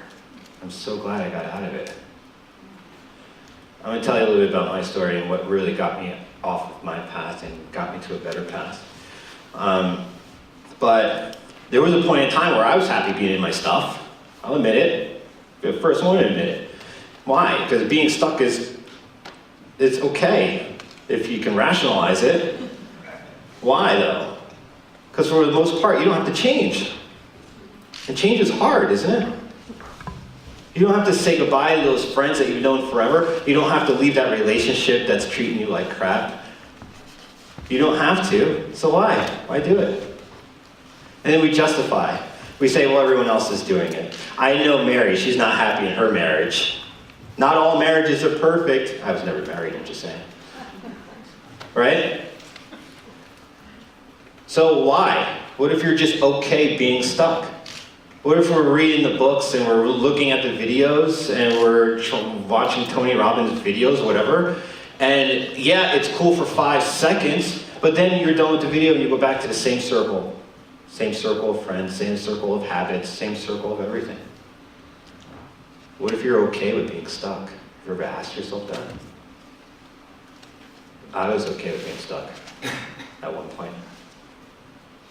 I want to show you, and again, this is straight from the hip, or from the heart as well. I want to show you an example of being stuck, and then give you an example of getting out of it. Imagine, if you will, actually everyone, close your eyes. Close your eyes. I want you to imagine right now that you're in your kitchen, in your home. In the center of your kitchen, barefoot, maybe you're stepping on cold tile, and you're in the center of your kitchen. Is everyone there? Nod your head yes if you're in your kitchen. Awesome. Now what I want you to imagine is to your very left is a cookie jar. And in that cookie jar are your favorite cookies. Mine are macadamia nuts.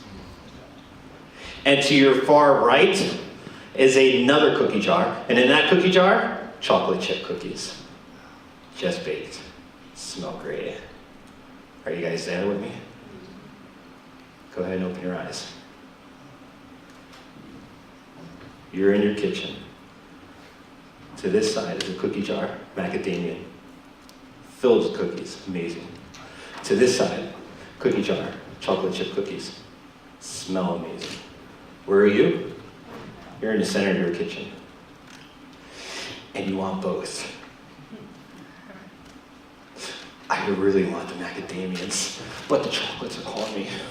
Wait, I might miss something over here if I don't get these macadamia cookies. Oh, wait, the chocolate smells so good. And you do this in life, in friends, relationships. And when you do this, I don't know what I'll miss over here, but wait a minute. Oh, gosh. No, chocolate is my favorite. When you end up doing this in life, what happens? You get neither. You get nothing.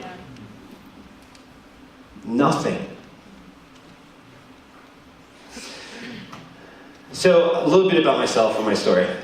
So I started an organization 3 years ago. I started this organization, paid forward organization here in Las Vegas on a single pot of spaghetti. On that single pot of spaghetti, I went down to the homeless corridor and I served 30 people off this single pot of spaghetti. And then all I did was I went home and I told somebody what I did. And the following Monday, they came back with me and we both served. And then they went home and told somebody what we did. And the following Monday, they brought somebody back with them and we all served. And it just started to grow and grow and grow. Here we are 3 years later, and we served every single Monday, whether it was a major holiday, 135 degrees outside, where there's dead winter, freezing, 3 jackets and 2 sweaters. And we're 100 volunteers, and we've served over 91,000 meals all for free.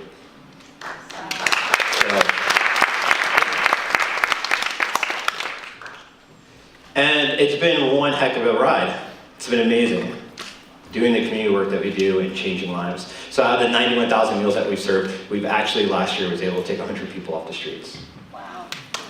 So it's very good stuff. But let me tell you about why I was happy being stuck, what got me out of being stuck, which was my choice point, or the point where I was pushed off my path onto a new, which led to the community work that we do, and the 91,000 meals, the 100 people off the streets, teaming up with Starbucks, Coca-Cola, etc. The reason I went through that first pot of spaghetti 3.5 years ago was because just months prior to that, I myself was homeless.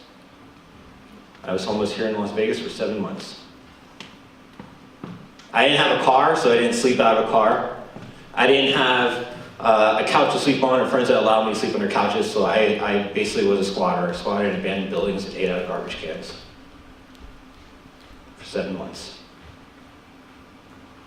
So the second I got back on my feet, I had a little security, a little roof over my head, a door that I can unlock and unlock at any time, a little bit of food in the fridge.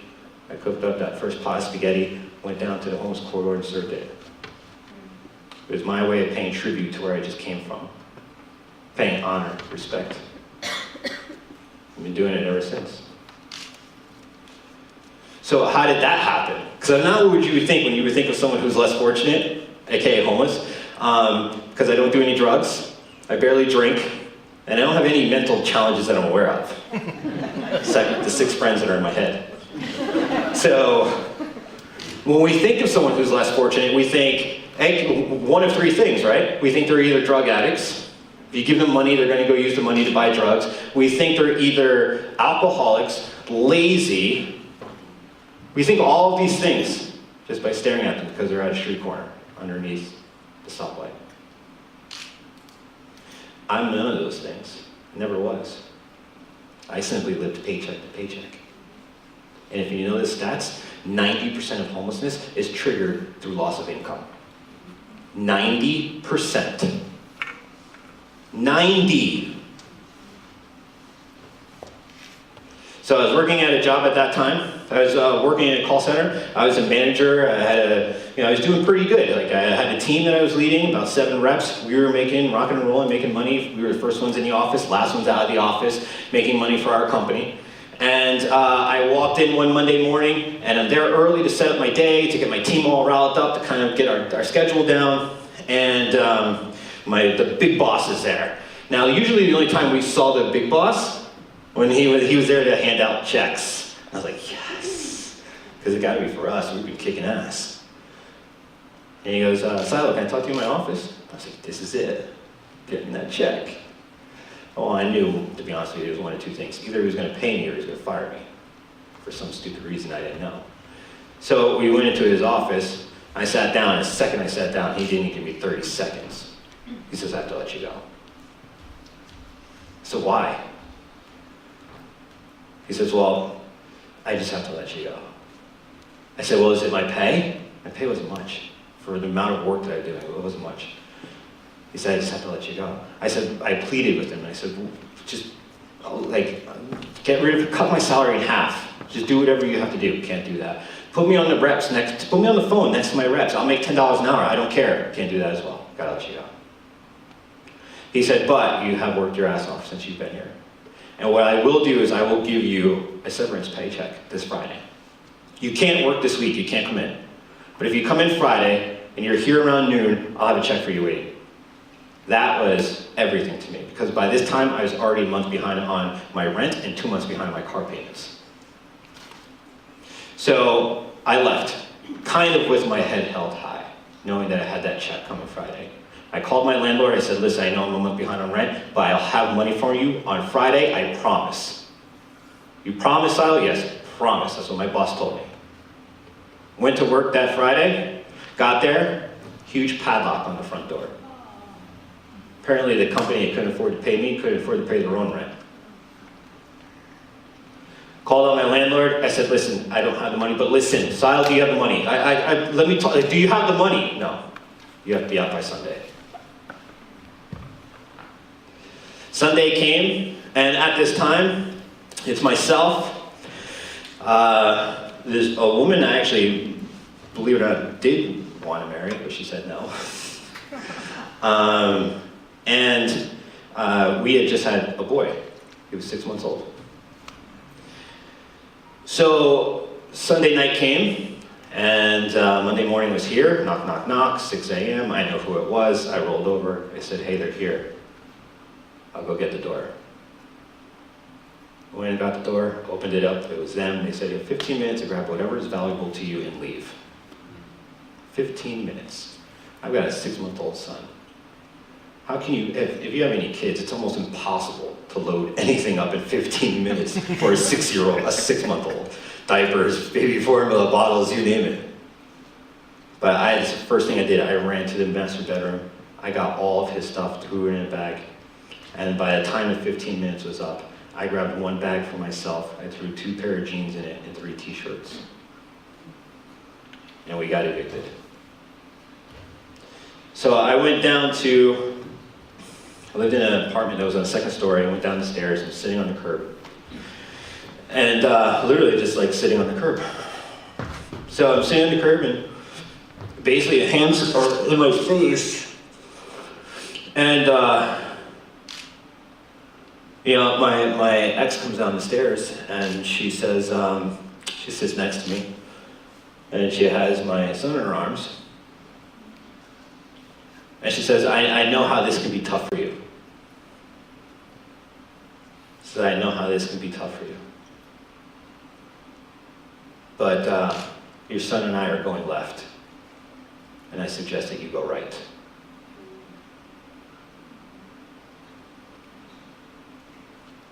So she left. Took my son. That was the first day of homelessness.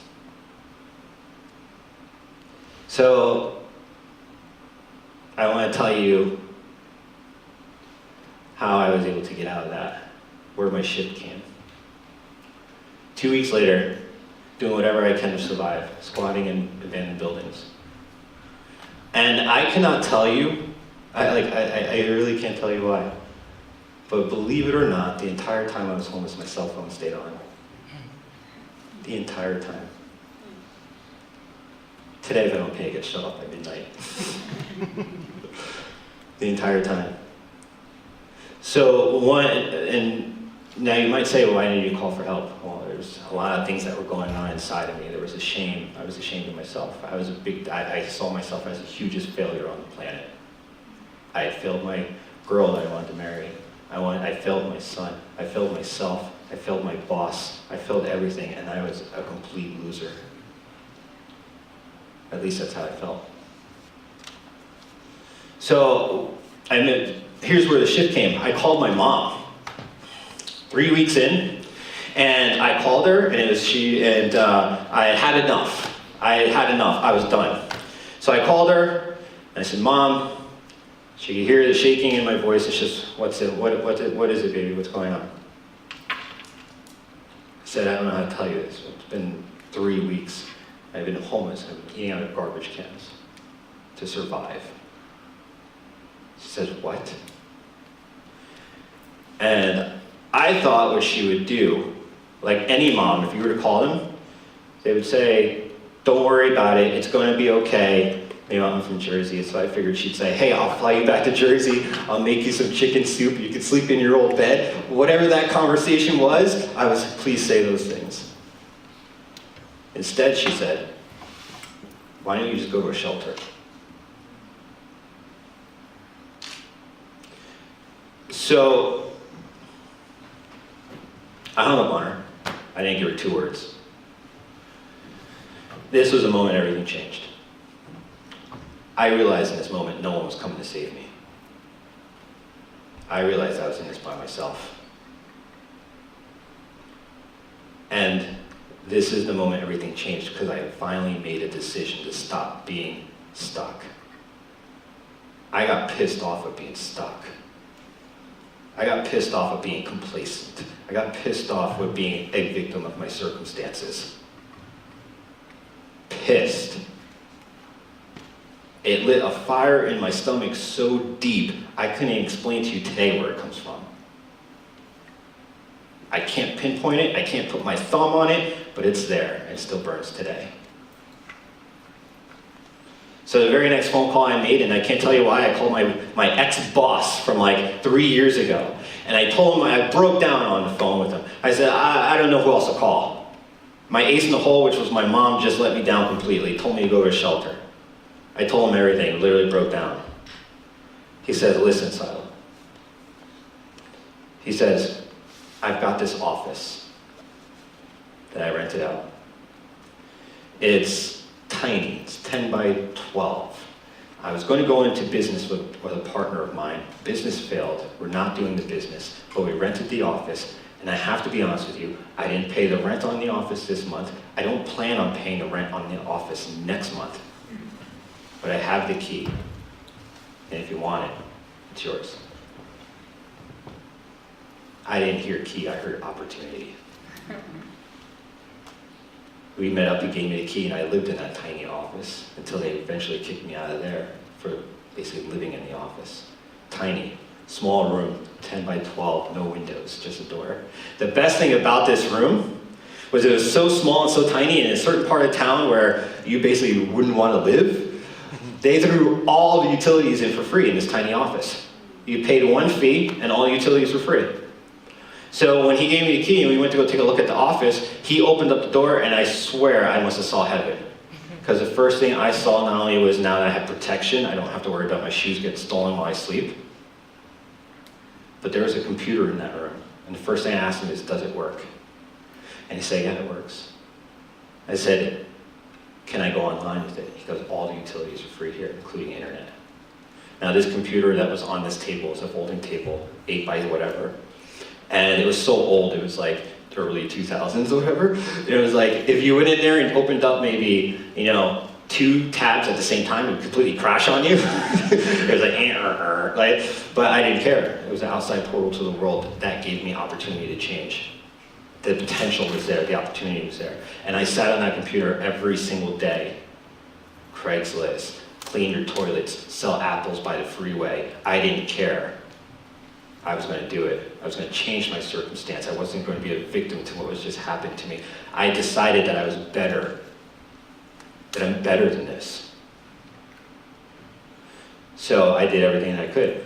Next thing you know, about 30 to 60 days later, after I've gone on 100 interviews, we can go into that later, but I literally went on like 69 interviews, and on the 70th interview, I finally got hired somewhere. Everywhere I went and walked in for an interview, if I even got past the receptionist, because when I walk in, she'd go, "You can't come in here." Because my beard's blowing out, hair's blowing out, I'm in the same clothes I've been wearing for 7 months, I'm sure I don't smell too good. "You can't come in here." "What do you mean I'm here for the interview?" "Sure you are, you can't come in here." So finally I got a job at this one place where I walked in, there's no receptionist. I was like, this is it, I'm working here.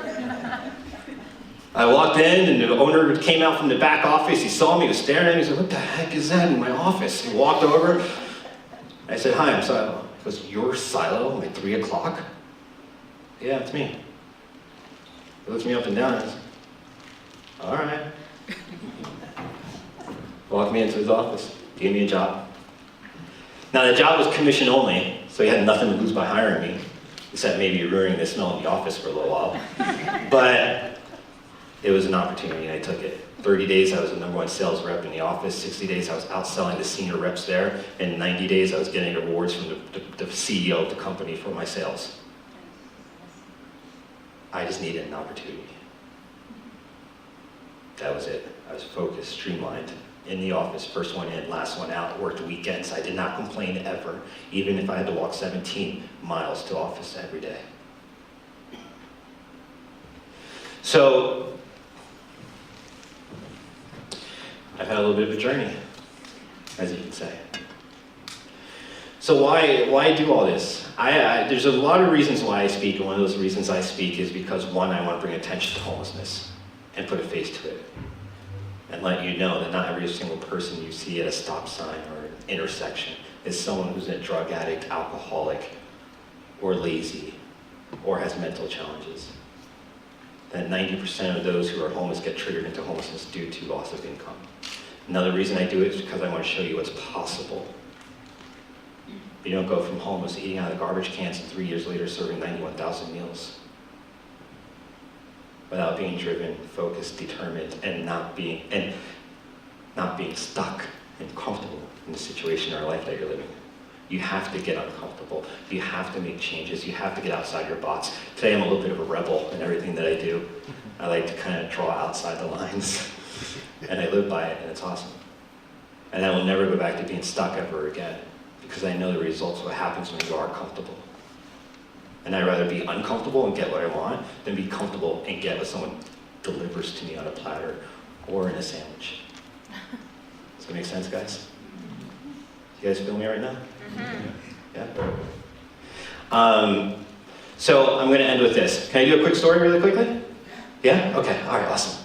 So, I love this story, so I'm always a fan of telling it, so I'm just going to tell you really quickly. So,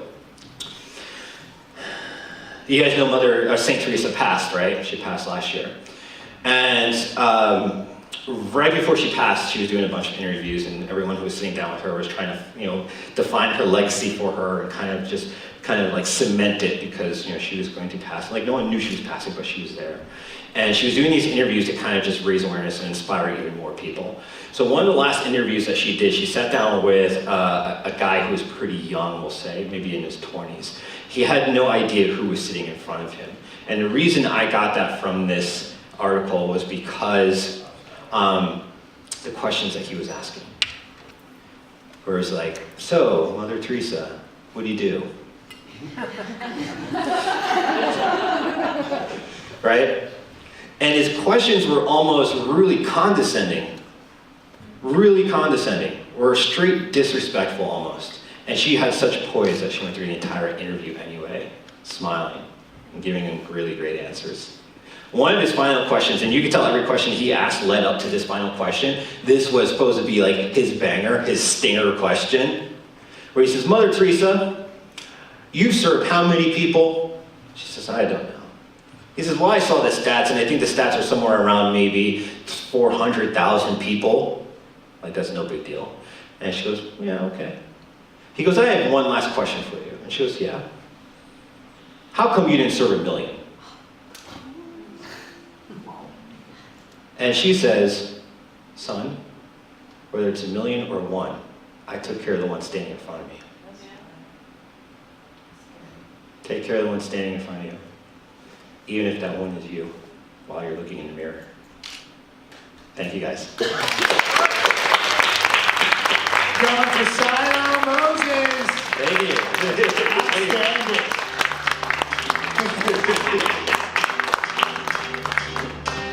Thank you. There we go. Thank you. There. All right. You got it. You know, I was, today's, just by a round of applause, has today been amazing, amazing lineup of speakers. It's been incredible. And you know, I used to live, before I moved to Las Vegas, I used to live in New York, and I would go to conferences like this. Today's lineup would probably be about $225, $250, $300. And I know that some of you got some, you know, what you got today was such an amazing value. So if another one of these comes up, and it will, please tell people about it. It's such an amazing value to have this many incredible speakers. Silo and who's coming up next is amazing. Our next speaker is one of the most recognized personal growth trainers and coaches in the world. She has authored 11 books, including 2 international bestsellers, You're More Than Enough and Conquer the Brain Drain. Judy is the publisher of Choice Magazine, host of the TV show World of Book Reviews, designer of the online success course, the Achieve More Method, and creativity coach. Judy has received many awards, including the prestigious Certified Speaking Professional designation from the National Speakers Association, Nevada Business Person of the Year from the United States Business Advisory Council, and Woman of Achievement Entrepreneur from the Las Vegas Chamber of Commerce. Judy has inspired hundreds of thousands of people in 28 countries around the globe with her unique speaking and training style, and today she is here to speak with us on the subject of how to overcome life block. Please welcome Judy Morio. Judy, come on up.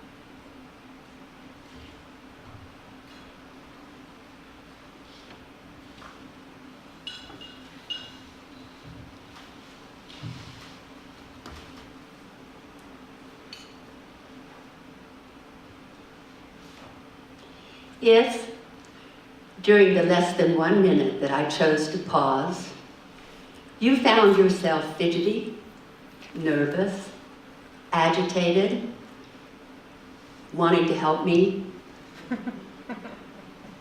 perhaps you're missing that one most important ingredient that you need when you're stuck. And that is the ability to cope when things don't go like we thought they would. Things never really do seem to go like we think they will. I know I thought that when I got out of school, life was going to be easy.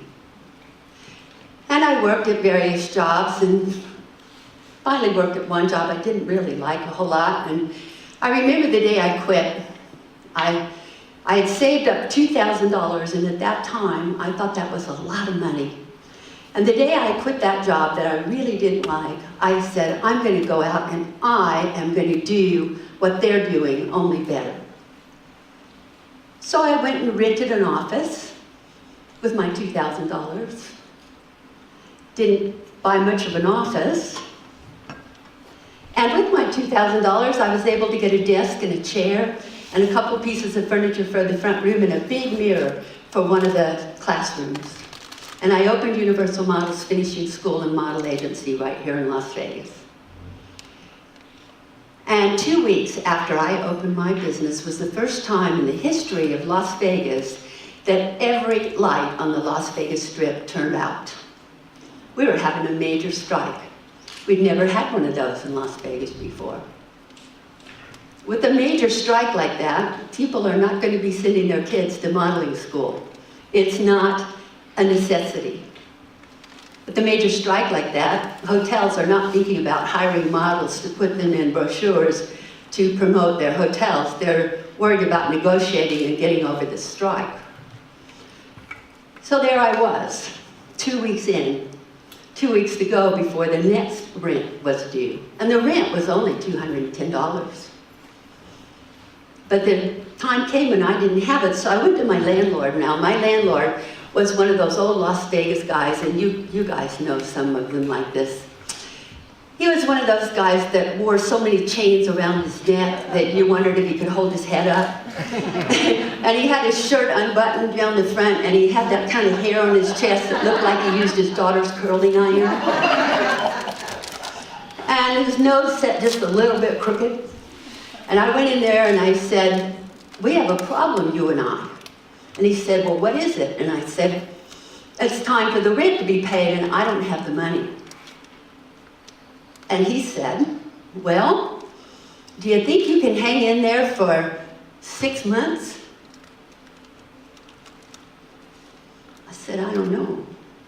He said, "Well, if you could hang in there for 6 months, we'd make enough money on the bet I made that probably would pay your rent for 6 months." I said, "Well, what kind of a bet did you make?" He said, "Oh, the guy next door bet me you wouldn't last in business 6 months. And I bet him you would. So if you can stay here and just make it happen, we'll win a lot of money." That was the 6 months I needed. That was the time I needed to figure out what I could do to make my business work, how I could get out of that situation, because I myself wasn't really stuck, but the business was stuck because of the circumstances of the environment. So what could I do about it? I didn't have any more money. I didn't know where I was going to get any more money. Nobody was going to hire models. People weren't sending their kids to modeling school. Oh, maybe I better go and speak. Speak? I don't know how to speak. Well, called up a high school and said, "Would you like me to come and speak to your PE classes about good grooming?" They said, "Yes, we'd like you to come to all the PE classes on this one day and talk to the girls about good grooming." I did that, and I told them all about how fun it was to be a model and that they probably may or may not qualify, but if they would like to come in, I'd give them a little card, and if they'd like to come in, we would do an evaluation and tell them what their potential was. And hundreds of kids filled out cards. One school to the next school to the next school. I had stacks of cards like you wouldn't believe. And I called up and I asked the parents I always talked to the parents and said, your child filled out this card at school, and I want to evaluate and see if they have the potential to be a model. And if they came in and I didn't feel they had the potential to be a model, I was very honest, and I would say, "I just don't think she's got the height," or "He doesn't have the personality for it. However, we have this nice personal development course that could help anyone. Would you be interested in that?" Well, the personal development program grew and grew and grew, and then the strike was over and people started hiring models for hotels, and 21 years later, my business was winning all kinds of awards, and we'd won all kinds of top awards in New York City for modeling competitions. But during the process of all these 21 years, my business was becoming very successful. The kids that worked with me became very successful. But I have to explain a situation to you. You see, I have a brother, and you're thinking, what has that got to do with this story she's telling? Well, bear with me for just a minute. I have a brother who was a Hell's Angel. I have a brother who was covered in tattoos from the top of his head to the bottom of his feet. He looked like the Illustrated Man. My brother had a very bad attitude, and he didn't like anybody. He didn't like just about anybody or anything. But he was my brother, and he was tough, and I loved him. And growing up, he was always my big brother. And One day in South Texas, he was riding his motorcycle by himself down a South Texas road. Somebody on the side of the road in a pickup truck saw the motorcycle coming and decided they didn't like someone that looked like he did. So just as his motorcycle got in front of them, they stepped on the gas and they hit him broadside. My brother said when he was hit, he knew that one of his legs had come off and he wasn't sure about the other one. And they left him there on that road. And we don't know who called the Flight for Life helicopter. We don't know who saved my brother's life.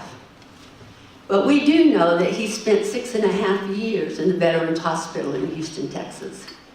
It had crushed his spine, it had crushed his arm, he had lost one leg, the other leg was pretty well shattered. Most of all, he had lost his will to live. And he had lost his faith in people. And while he was in that VA hospital, he was mean and nasty to just about anybody and everybody that helped him. 6.5 years, and it was time for him to get out of the hospital. And I come from a big family, all girls and one boy. And my sisters got together and said, one of us is going to have to take him. What do? We'll vote. And they voted. And I won. And I had to go down to Texas and get my brother and bring him back to Las Vegas to live with me. And if he was nasty before he got in that accident, I'm going to tell you, it tripled once he had the accident. He was mean and hateful, and he came to live in my house. And every night I'd come home and say, I've got these positive motivational cassettes. Now back then we had cassettes and you put them in a little machine. And I'd say, I have these positive motivational cassettes. If you listen to them, I think we can get back on the road to happiness and success. And I won't tell you what he said to me. And I did this day after day after day after day, and he wasn't going for it. One day I came home with one of my great attitudes, and he said, I got an idea. And I said, what's that? He said, I'm going to come to work in your office. And I thought, he's my brother, what can I do? You know, he's saying he wants to do something, so we've got to do it. So I put my brother to work in my office. Now, mind you, I had 17 really positive employees. They were wonderful. They were working hard. We were winning awards. We were doing great things, and we took a rotten apple and put it in the middle of the bucket. And you know what happens when you put a rotten apple in the middle of the bucket? Everything that touches rots, doesn't it? And it was starting to happen. And you know what? I could see that my bottom line was going down. I wasn't making money. I wasn't getting any new clients. My good, positive employees were quitting. And it seemed like there was only one thing left to do. And I didn't want to do it because he was my brother. In our family, you look after your own. That's just what you do. Well, we had this other little guy that worked for us. And I tell you about Robert because you got a picture of my brother, the Hells Angel, right? Okay, Robert was about 5'8", slightly built, kind of like Vital, you know, like a small person. And Robert used to wear pink pants tucked in magenta suede knee boots, pink silk shirts, bright pink ascots, you know, those scarves that they wore in the old-timey movies. And he had bleached blonde hair with pink tips, and he usually wore a pink earring. And he would go into my brother's office in the morning, and he would say, hi, honey, how are you? And my brother would call him all kinds of names. And it happened day after day after day. Hi, honey, how are you? And I said to Robert one day, Robert, why do you go in there and ask for trouble? You know how negative he is. You know how it's going to be. Why do you keep going back? And Robert said, and this was a good lesson for me, I say good morning to everyone else in here. Why would I change who I am because he chooses to be negative? I will not change my behavior for him. Whoa, that was a lesson, wasn't it? How many times have I walked down another hallway to avoid having to speak to somebody who I know is negative? And Robert continued, hi, honey. One day he said, I see you got your pretty little smile on today, because my brother never smiled. And my brother started to laugh, and he said to Robert, Robert, don't you ever give up. And these next words are the words that changed my brother's life. Robert said, I never give up on people who are worth it, and you're worth it. You're worth it. That's the day I saw my brother's attitude start to change. That's the day I saw him start to be a little more positive, to not say so many negative things, to start listening to those cassettes that I brought home. And needless to say, he changed his life a great deal. He was incredible how much he changed. In fact, if you'd have met my brother before he died, you would have thought he had never, ever been negative in his life. Because he would go to the VA hospital and he would help people, veterans who had lost their limbs, their legs or their arms, and he would show them what he had learned and how he had learned to drive a car. And he would take them in his van, even though he didn't have legs. He would show them how to get the wheelchair out there and how to get in the van, and then he would drive them with his hand gears places. And he became this incredibly positive influence, and people would never ever believe that he had ever been negative in his life. But you see, sometimes when we're stuck, like my brother was stuck, it takes someone like Robert who says, you're important to me. And since that time, I've tried to make that a habit with the people in my life and people whose lives I touch briefly. It's just to let you know how really, really important you are. Because you are. And that's why I wrote the book, You Are More Than Enough. Because you are more than enough, exactly like you are. God made us each to be who we are, individual people, one of a kind, no one else exactly like us. No one exactly like you. No snowflakes are exactly alike, and no two grains of sand on all the beaches of the world are exactly alike. And you and I are not alike. And yet people keep trying to force us into likeness. They keep trying to make us be like other people. And we can't be. We can only be who we are, doing what we're doing to the best of our ability. Well, needless to say, my business was very successful. My brother went back to Texas to live, and things went well. And then he got very ill, and I went down to visit him. Many years had passed since Robert had kind of turned my brother around.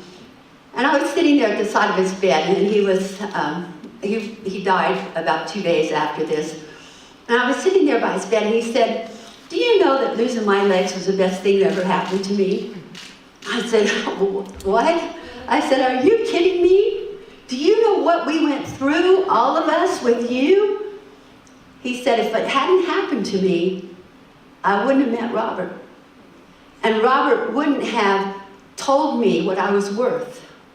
He said, and you know what I learned? I learned that people who are different than you, they're kind of like you inside. Even though they're different than you, they have feelings too. And I realized that I could be friends with people who were different than me. And I hadn't known that before. He said, but the most important thing I learned was, it's not what happens to you in life, but what you do about it that makes the difference. And I'd like you to know that I remembered those words when about 7 years ago, I had my yearly mammogram, and the doctor said, you have cancer. That's a big word to hear about yourself when somebody says cancer. Everyone in this room probably knows someone who had cancer. You've been touched by it in some way. You've either had it yourself or a relative or a friend's family. Somebody has been touched by this horrible, horrible disease. And so at the time, my sister was very, very ill. And the doctor said, you're going to have to go for radiation and chemo. We'll have you in 4 days a week. You're probably going to be pretty sick. I said, I can't be sick. My sister's ill. I have to take care of her. And I have to travel. I'm a motivational speaker. I have to be on the road, and I have engagements, and I can't be sick. Well, he said, I'm going to send you over for radiation and chemo. Now, everybody I ever knew that had radiation and chemo was sick. You know, some of them didn't die, but most of them did, but they were all sick. I didn't want to be sick. So I came back and I told the oncologist, I said, I've decided I'm not going to do it. And he said, what? I said, I'm not going to do radiation and chemo. I'm not afraid to die. I'm afraid to be sick. I have a sister to take care of. I have a life to live, and I am going to live every minute of my life to the best of my ability. I am not going to be sick, and if I die, I die, and there's a big insurance policy, and my sister will be okay. That doctor looked at me, and he said, if you don't do what I tell you, you'll be dead in 1 year. I'm telling you that right now. It's kind of a place to be stuck, isn't it?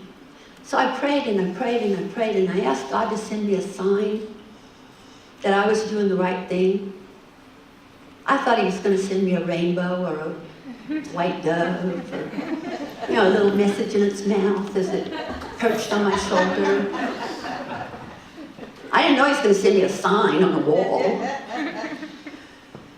I went up to see a naturopathic doctor in Cedar City, Utah that someone recommended, and he said to me, your neck looks like it hurts, so I want you to go to the chiropractor down the street, have that treated, and then we're going to treat you with naturopathic medicine for your cancer. Okay, good. So I went to the chiropractor, and it's from Cedar City to here, it's about a 3.5 hour drive. Excuse me. So, as I left the chiropractor, I decided I better go to the bathroom. I'm going to be like Cheryl Green and never miss an opportunity. So I thought, I'm going to go to the bathroom, and then I'll take this 3.5 hour drive home. So I went in the bathroom, and I'm sitting there, and I look up on the wall, and there's a sign on the wall, and it says, the power that made the body heals the body, and it is the only way. I ran outside and I got my secretary and I drug her inside. I said, come, you gotta go to the bathroom, you gotta go to the bathroom. She goes, no, I don't. And I said, yes, you do, you gotta go to the bathroom, never miss an opportunity. Come in, you gotta go to the bathroom. She came in, she looked at the sign and she said, you're the only person I know that God writes letters to. I said, I really think that's the message, is that the power that made the body heals the body, and that is the only way. And I stuck with the naturopathic doctor and the natural treatment for 7.5 months when my oncologist said, Judy, I don't know what you're doing, but your cancer's gone. Right. It's totally gone. It's not in remission. It's gone. What did you do? And I told him I'd been driving to Cedar City, Utah 3 days a week, sitting on a 3.5 hour vitamin mineral drip, changed my diet, changed my life. Changed my lifestyle, changed everything. Quit being on the road all the time. Gave up a lot. But I gained my life. And one of the things this naturopathic doctor said to me is, he said, I want you to take ballroom dance lessons, and I want you to learn to paint. Go take art lessons. I said, you lost your mind. First off, maybe ballroom dancing, I can get through it. But art, no, I couldn't do that. He said, I don't care if you can draw or paint or what, I want you to go and sit still and draw and paint, because in a 3-hour class, it'll be like meditation. It will get rid of some of that stress you've got in your life. Well, I want to tell you what, I didn't realize how many times in my life I had been stuck. I'd been stuck over and over and over. But because I was always so strong-willed that I would pull myself through it, I would make it happen. I would take care of my sister when she was sick. I would take care of my brother. I would take care of my nephew. I would take care of my mom when my dad died. I would take care of, everything was superwoman. And I felt like I had dealt with my stress. Until the first day I sat in that art class for 3 hours. And I drew the ugliest yellow house you've ever seen in your life. And my teacher said, "Oh, wow, that's really good." He was a nice teacher. But I want to tell you, I discovered a talent I didn't know I had because it was forced upon me. I didn't know I could draw. I didn't know I could paint. And now my African animals that I paint are going into all kinds of African lodges in Africa, and they've gone into collections all over the world. One picture I said, I'm going to put such a high price on this, nobody will buy it, because I want to keep it. So I stuck a $7,500 price on it. Somebody bought it. That's when I realized how much we don't value ourselves. I was selling my pictures for $250, $300, because I was just trying to get back the money from the art class. And I really wasn't painting to sell them, I was painting to love them. But now, I realize I have a talent that I didn't even know I had my whole life. And it wouldn't have happened if I hadn't gotten cancer, if I hadn't had the shock of my life, if I hadn't had to find a way to get unstuck. And I know we've all been through life block. We all have those times when it's just like we can't move. We're frozen. We can't go forward. We can't think. We can't think what to do. We can't think not what to do. We are just like frozen there. And that was what happened to me in the beginning with the cancer. And then I remember back to my dad giving me a formula when I was a child. And I'd used it in business. That's why I'd been so successful. So I decided I'm going to try this formula out on this illness. And it went kind of like this, and I'll do it real fast, but you're going to be able to use it in your life. My father said first, you always have to have a plan. You have to have a goal. Because if you have a goal, it's like a North Star. And if you have a goal for your life, you follow that North Star. And it lets you know what's important to you, and it'll guide your decisions. And it was my goal that guided my decision in not doing the chemo and radiation. It was my goal that guided my decision to keep going forward with my life, even though there were days that I thought, okay, God, listen, you and I need to have a better talk, because I've been working really hard and taking care of all these people all my life, and now when I can finally take care of me, you're going to make me sick. And God said, I didn't make you sick. You did that yourself. And now you're going to have to get yourself out of it. So you've got to have a plan. How are you going to get yourself out of it? Then you decide what it is that you're going to do. And then you start working in that direction. And you remember that everything you do has to be quality. Everything that you work at, or that you share, or that you give to people, it has to be the best you can do. You don't do mediocre stuff. My artwork is not mediocre. I can tell you right now, because I never knew I had the talent, and I think God paints those pictures, because every time I start a new one, I think, I don't know if I can do this or not. And then as I start to paint and they develop and they look at me, I think, yes, that's a great little critter there. I really like how he's looking. He's looking good. And I realize it's because I take months to paint those pictures. And now that I'm teaching art, I have students. One student turned out 5 pictures in class the other day in 3 hours. And I said to her, what are you doing? She said, oh, I like doing that. I said, but your pictures aren't very good. I don't mean to be rude to you, but I'm teaching this class, and if you're going to swap out 5 pictures in 3 hours, they're never going to be very good. So I want you to stop, start over, and spend some time doing what what you need to be doing so that you do your very best. In fact, it was funny, I was sitting back there earlier today and she texted me her picture that she painted over and said, I'm starting over, as I was sitting back there. And I thought, good for you, good for you. Because we have to do things to the very best of our ability, and we want to do them so well that other people want to come and do them with us. We want to do them so well that other people want to grab all their friends and bring them in too. And I wanted to be a part of this conference, this Unstuck conference, because John Polish does his best to do this really, really well. John was in Academy at the National Speakers Association when I was an evaluator, and I watched him, and I knew he tries to do everything to the best of his ability. The night I evaluated him, he was doing it to the best of his ability, and he's done it here to the best of his ability.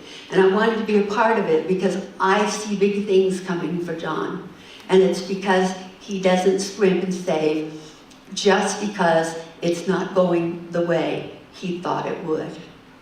It's going a little different. But in the long run, if you have the ability to adapt, what happens? In the long run, you win, don't you? So as I leave you today, I just want to share a couple things with you. One is that in your packet, you've got a paper like this that says the Achieve More Method on it. And the Achieve More Method is an online coaching program where I spend a year with you. And it has a lot of other things that's normally offered for $997. If you're a part of this group today, we will sell it to you for $297. So I just wanted to call your attention to that piece of paper.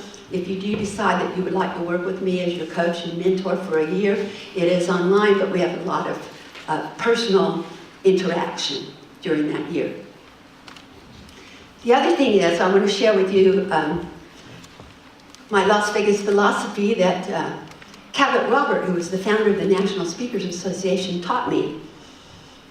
And he said there's 5 things you've got to do if you're going to be successful in life. He said you've got to learn how to drink and swear and steal and bet and lie. He said if you can do those things well, you're going to be very successful. You have to learn to drink from the fountain of opportunity and realize most often opportunity presents itself as a challenge, a problem, or a difficulty in your life. You have to swear to make each day a little better for yourself and the people around you. By just a simple compliment can make somebody feel so good. You have to steal a little time like you did today to come to events like this so that you can educate yourself, listen to new ideas, get some nuggets of information that you take home and apply to your life. You have to steal time for your family too, because they're the people who mean the most to you. And you have to bet on yourself, because you are more than enough, and you can do whatever you make up your mind to do. You just have to tell yourself you can and believe it. Wanda said to me today, how do you get to Africa? You know, because I go to Africa often, 3 times a year usually. And Wanda said, Judy, how do you get to Africa so often? I said, you buy a plane ticket. And that's all there is to it. You buy a plane ticket.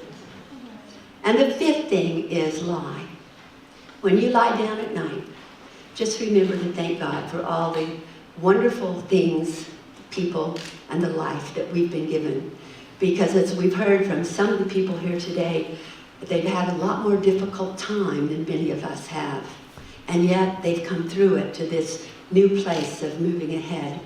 And they're making a difference in the world. So just thank God for your wonderful life. And I thank you for letting me share this time with you.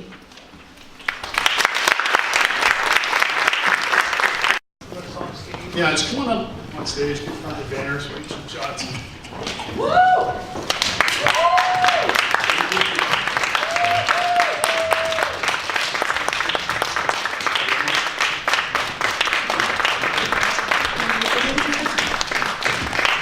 So I want to share a little bit of vulnerability for a second too, in getting this whole process of the Unstuck conferences. Judy kind of mentioned, and I'm thinking of Silo's speech over here, and I'm looking. Did you guys get value today? Woo! Yeah. Okay. And so here's where I get a little bit stuck in the planning process. John mentioned that the conference like this would be $200-300 a year, Easy, right? easy. Right. So part of me is I'm going over here going, we should charge $200 or $300 because it's worth it. But wait a minute, the people who are really stuck and need it don't have $200 or $300. But wait, this is a value, we need to do this. But no, we really want to help these people. So back and forth in the middle, right? And we're going to figure this out. We're going to figure out a way to get this paid for so that the people who need to be here are here. And we're going to continue doing Unstuck conferences. Our goal, the plan the deal I made with Dale before he left us was that we were going to do an Unstuck conference in all 50 states. Woo! And that's going to happen.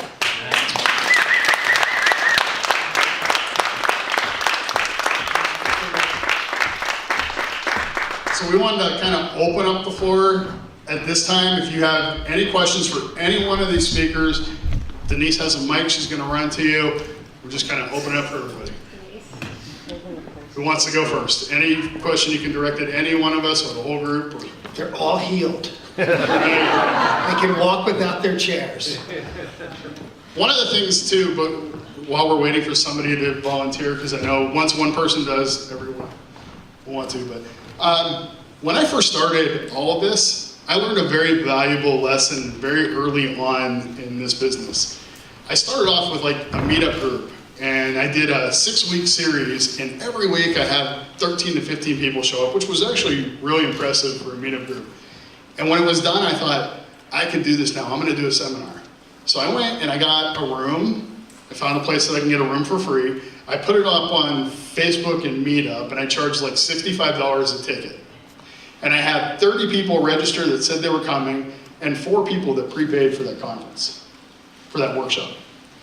I got there, and one woman showed up, and it was somebody that I'd met a couple weeks earlier at church. So I thought, okay, she's just showing up to be nice, right?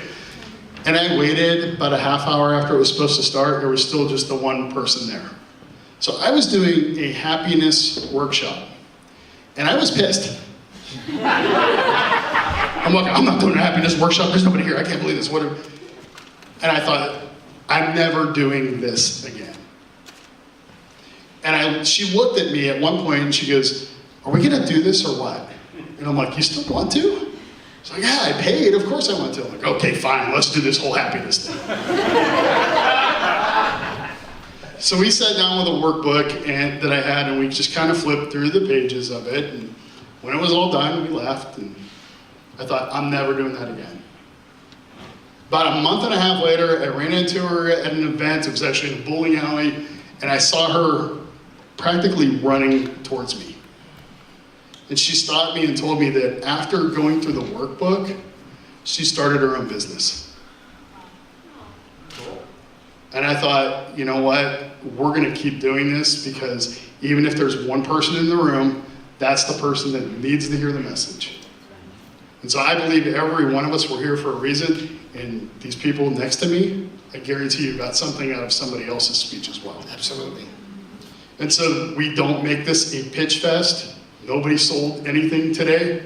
There are stuff in your bags, that there are trainings and courses that we teach that are available to you that I highly recommend you take advantage of. But more importantly, take advantage of us. Reach out to us, become friends on Facebook, and even in real life, you could do that. I'm addicted to coffee. I'll go have coffee with any one of you anytime. So, yeah. I like those. I've seen you at 3. Like, you weren't at the Starbucks too. Come on. All right, Denise. Any questions for any of the speakers? We do up here. Yeah. So, yeah. First of all, thank you. Give them all a round of applause. Like, yeah, definitely. I think I took something from everyone on stage here today. So thank you for allowing me to share the stage with you. It's awesome. two things that I kind of want to cover that I didn't really cover while I was on stage. So number one, because I know this will probably come up, is if I see my son today, and the answer is yes. Completely in his life, 100%. So it's awesome. Yeah. Number two, I think that when I was stuck and then became unstuck and then made that decision to really run with who I am, which is my internal being and everything that calls forth through it. Before I got there, I think before even the decision, you had to know why. And I think that's what keeps a lot of us stuck, is that we just don't know our why. We don't know why we do what we do. We don't know why we get up every day and go to work. And it's very easy for us to say, I have kids, or I have a mortgage. And those are very viable things, but they're just things. Those aren't your whys. So I think once you find that, and how do you find that why? How do you get there?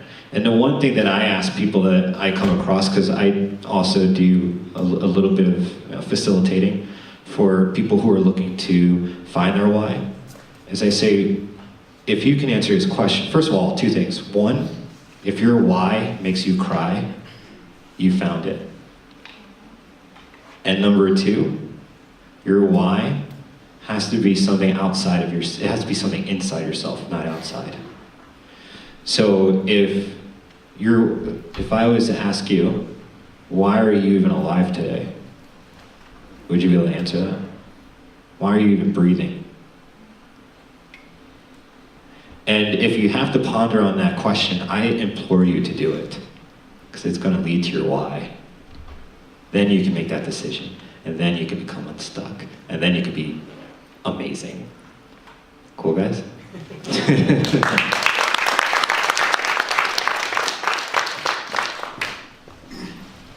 Hi, I am here because I work with Heather. I'm helping her with her book and promotion. She introduced me to her daughter as the editor. I guess that's how she sees my role.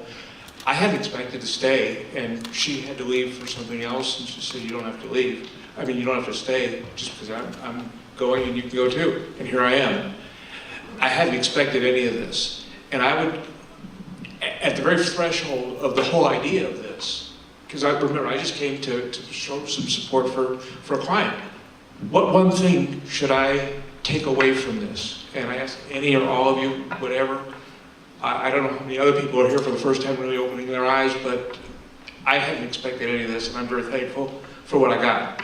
But I'd like, if you have one thing that you tell me at the very threshold of this to start with, I'd love to hear it.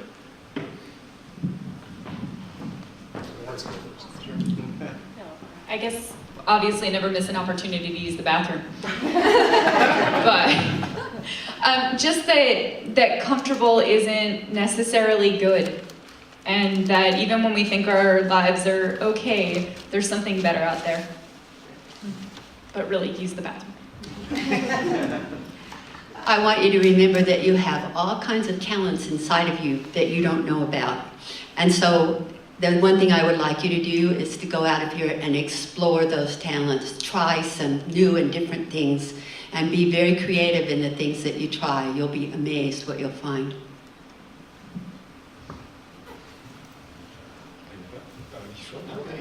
I think ultimately, from the lesson that I learned, is that when I got in touch with my most authentic self, it set me free.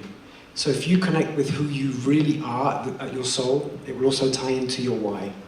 And that will open the doors that will give you opportunities to go to the restroom or to live your most utmost sense of purpose. And on that note, I actually do need to go to the bathroom. Can we hurry up? I would say, now I lost my train of thought. What was the question again? One thing that I could start this journey with. Oh, great question.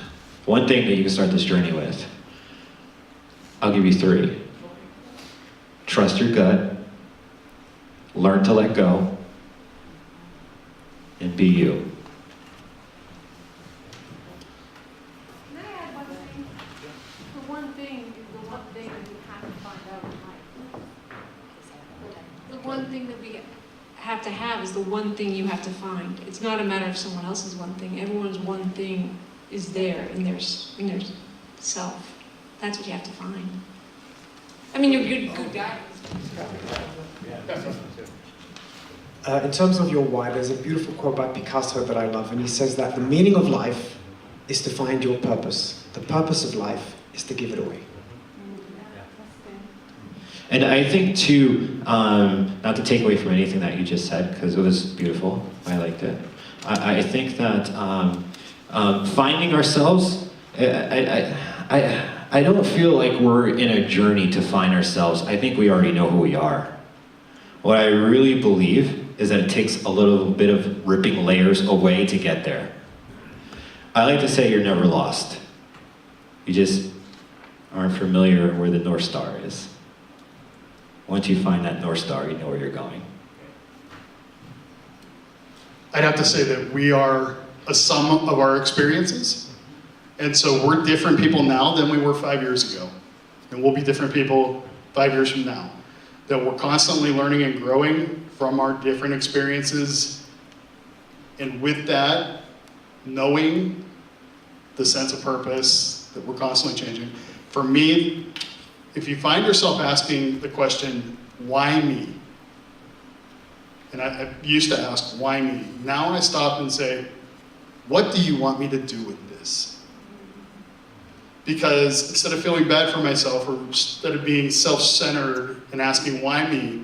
Now asking, what am I supposed to do with this? Because I believe in God. I think that He has purpose for us. And whatever I'm going through right now is either going to help me later on, or it's going to help somebody else. So the quicker I can get to the what do you want me to do with this and learn the process, the quicker I can start helping others. So that would be the thing that I would take away from this. Take your stuck experience, learn from it, and be ready to teach somebody else. Okay, last one. Okay, never mind. They didn't pop off like fireworks, my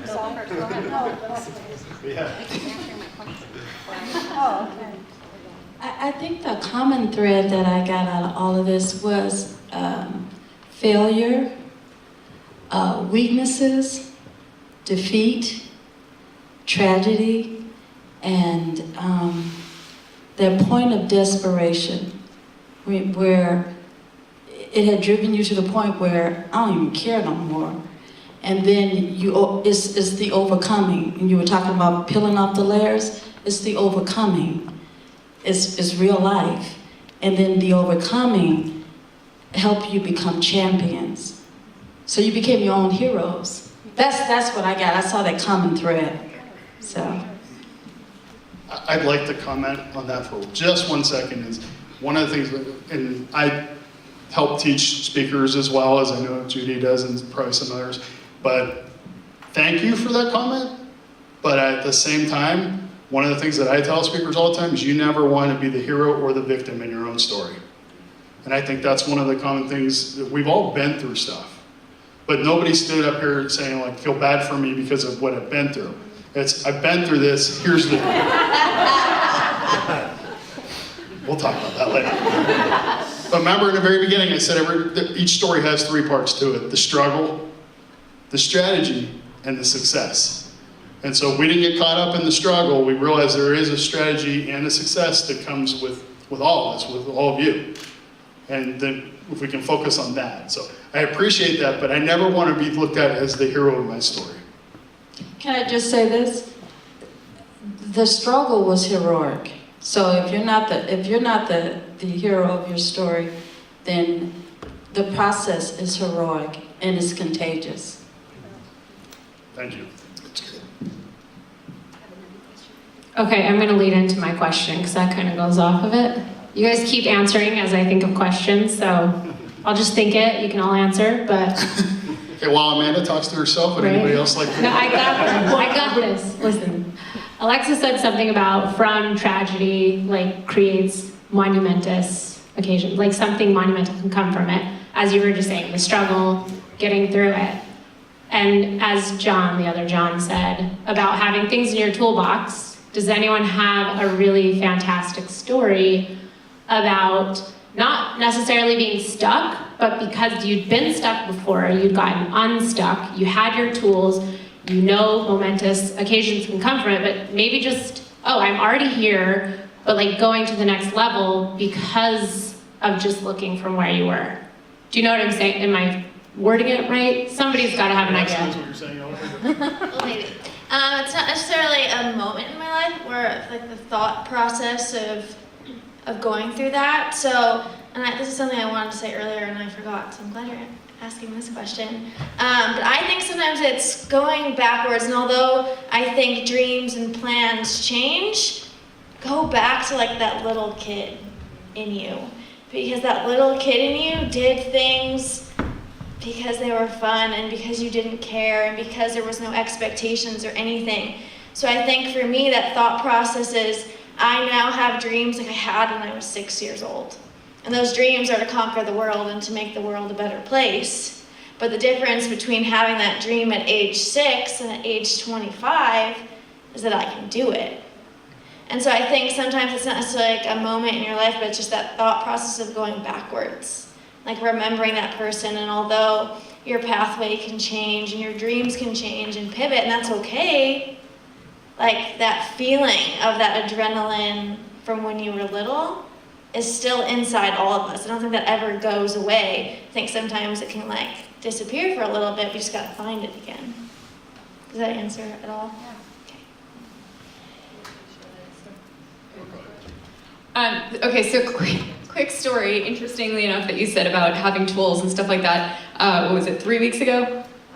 Yep. 3 weeks ago, I did a TEDx preview, and I'm gonna curse now, I shit the bed. It was bad. Possibly not as bad as okay, but it was bad in my head. And it was really ironic too, because I'm standing next to this picture that says I'm a resilience expert. Thankfully, it didn't say I'm like a everything goes perfect expert. But that night, I literally ran through like every tool that I've used over the past couple of years to get over problems. And everything that I mentioned in my book, which I was really proud of, I was like, yeah, I hit the nail on the head here. Although I have to add a chapter on drinking. So, but I think once you get these tools, it's still gonna take a while to get over things, but you have them, you know them, and it's just a matter of remembering it and applying it. So once you've learned the lesson, I think it's there, and I think it takes you a little bit less time to get to it, so we're all like rats in that maze, finding the food faster each time. So hold on to your tools and everything you picked up today, because it will help. I'm going to relate this to cheating on your diet, okay? Because this is a small little thing that you can apply to bigger things in life. When you're on a journey and you're eating really healthy, but you really want something that you know is not good for you, okay? Sometimes you'll go ahead and eat it, sometimes you don't. A lot of times you do, and then you end up in this downward spiral. So my suggestion to my clients is to think about that Ben & Jerry's pint of ice cream you want, and think past how you feel once you've eaten it. Because usually after you cheat, you feel like, you feel terrible. You feel sick to your stomach if you've been eating healthy, you hate yourself for it. So don't eat the ice cream, wait 10 minutes, 15 minutes. Think about what you would have felt like if you ate it and get to that point emotionally, and it's much easier to deny it. And then the other comment I want to make, like Silo said, the one thing I recommend to all my clients is you need a list of whys that make you cry. Not whys like, I want to get healthy because I want to be in a bridesmaid dress that fits. No, I want to be a grandma that can play with my kids on the lawn. I have an 80-year-old client, and I asked him, what keeps you going to the gym every day? He's amazing. I guarantee you if you put him aligned up with 1,000 80-year-old men, he's in the best shape. And he said, you know what? You use it or you lose it. And he doesn't want to be in a wheelchair, having to worry about taking medication and spending the remaining years he has of his life sick. So your why needs to be big, and you need to think into the future. Where are you? Who are you with? What are you wearing? What are you doing? What does it look like and feel like? Make sure that it makes you cry. Because if your why is not more powerful than your why not, you're going to fail every time. And when you're failing and it's not working, pull out that list of whys and look at it. And it'll help bring you back.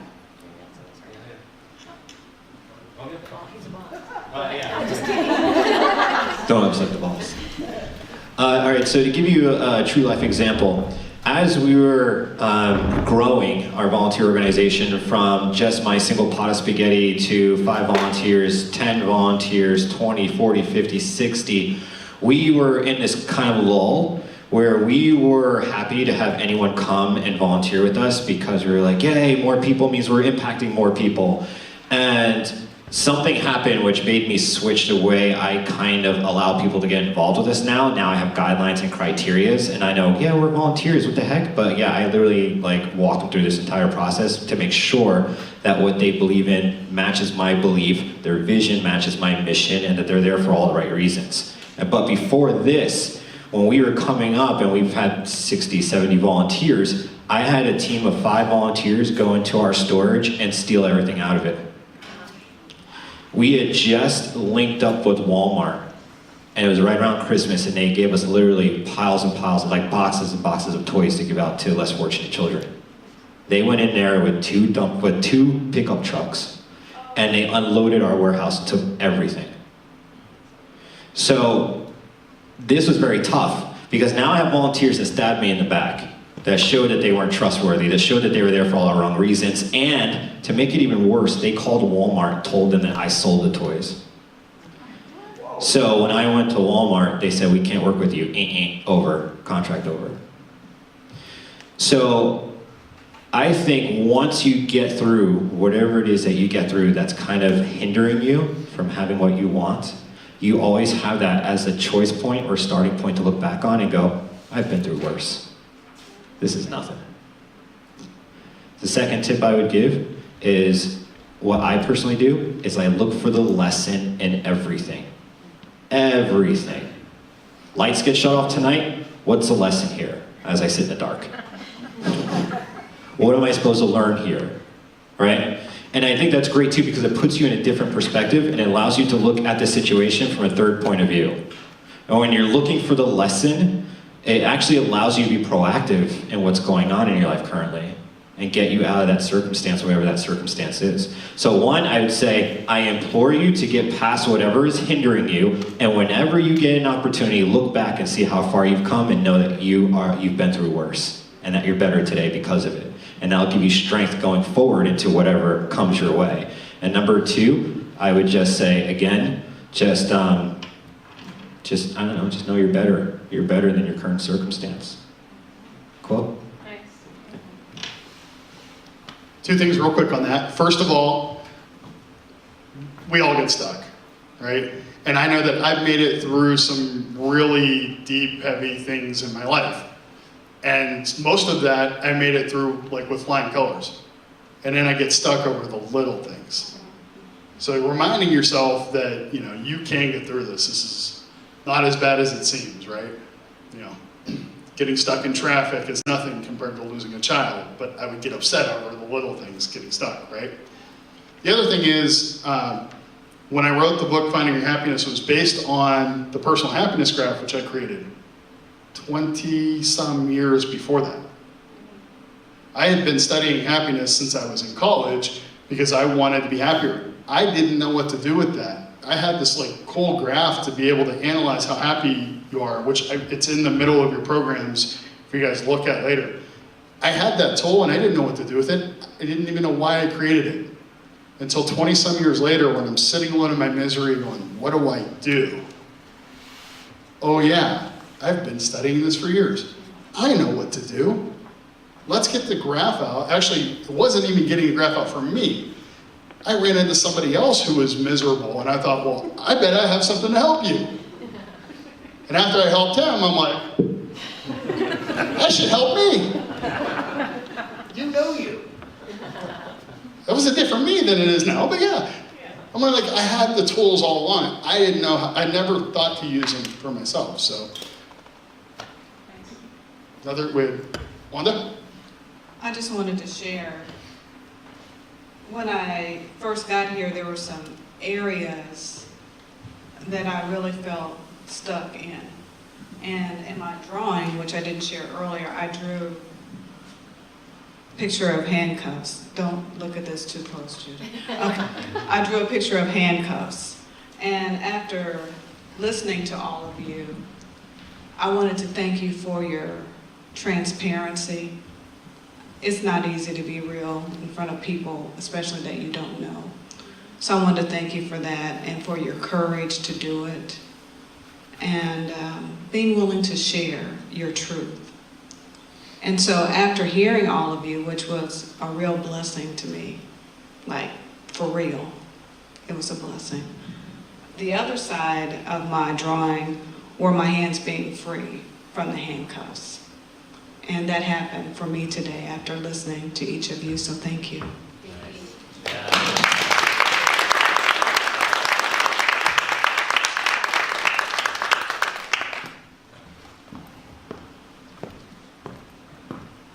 Any other questions? Or? While we're waiting for somebody else, I just want to once again thank our sponsors, Victoria, thank you so much, Ray, Health and Fitness Chamber, Lonnie, our video people. It's Craig. Okay, Craig, you won the book from Victoria. Where's Craig? There you Awesome. go. Also, if you noticed roaming around the room taking pictures, where's Melanie? Thank you so much for doing that. She's been taking photos of the speakers and the audience all day long, totally volunteering her time to help us with that. So thank you to everybody that's helped to put this together. Any last questions or comments? I know. Next year is going to be called Silos Unstuck Conference. Just kidding. So I have a question for you guys. After today, and hearing everyone's amazing stories, the inspiration, the motivation, the drawing of your hands free of the handcuffs, what are you going to do? What are you going to do with it? Because that's the real question. You came here today, and you sat here all day, and you became inspired and motivated. Now what? Now what? Now what? Anyone? Jump. Jump. What else? Keep on keeping on. Keep on keeping on. What else? Live your purpose and share it. Live your purpose and share it. Keep on writing. Time to start writing. Time to start writing again. What else? Fly without a net. Never miss opportunities. What else? Good at bathroom. Don't settle for comfortable. Don't settle for comfortable. That's nice. That feels good. I have another question. Who in the audience is going to be on this stage next time? Yeah. There you go. There you go.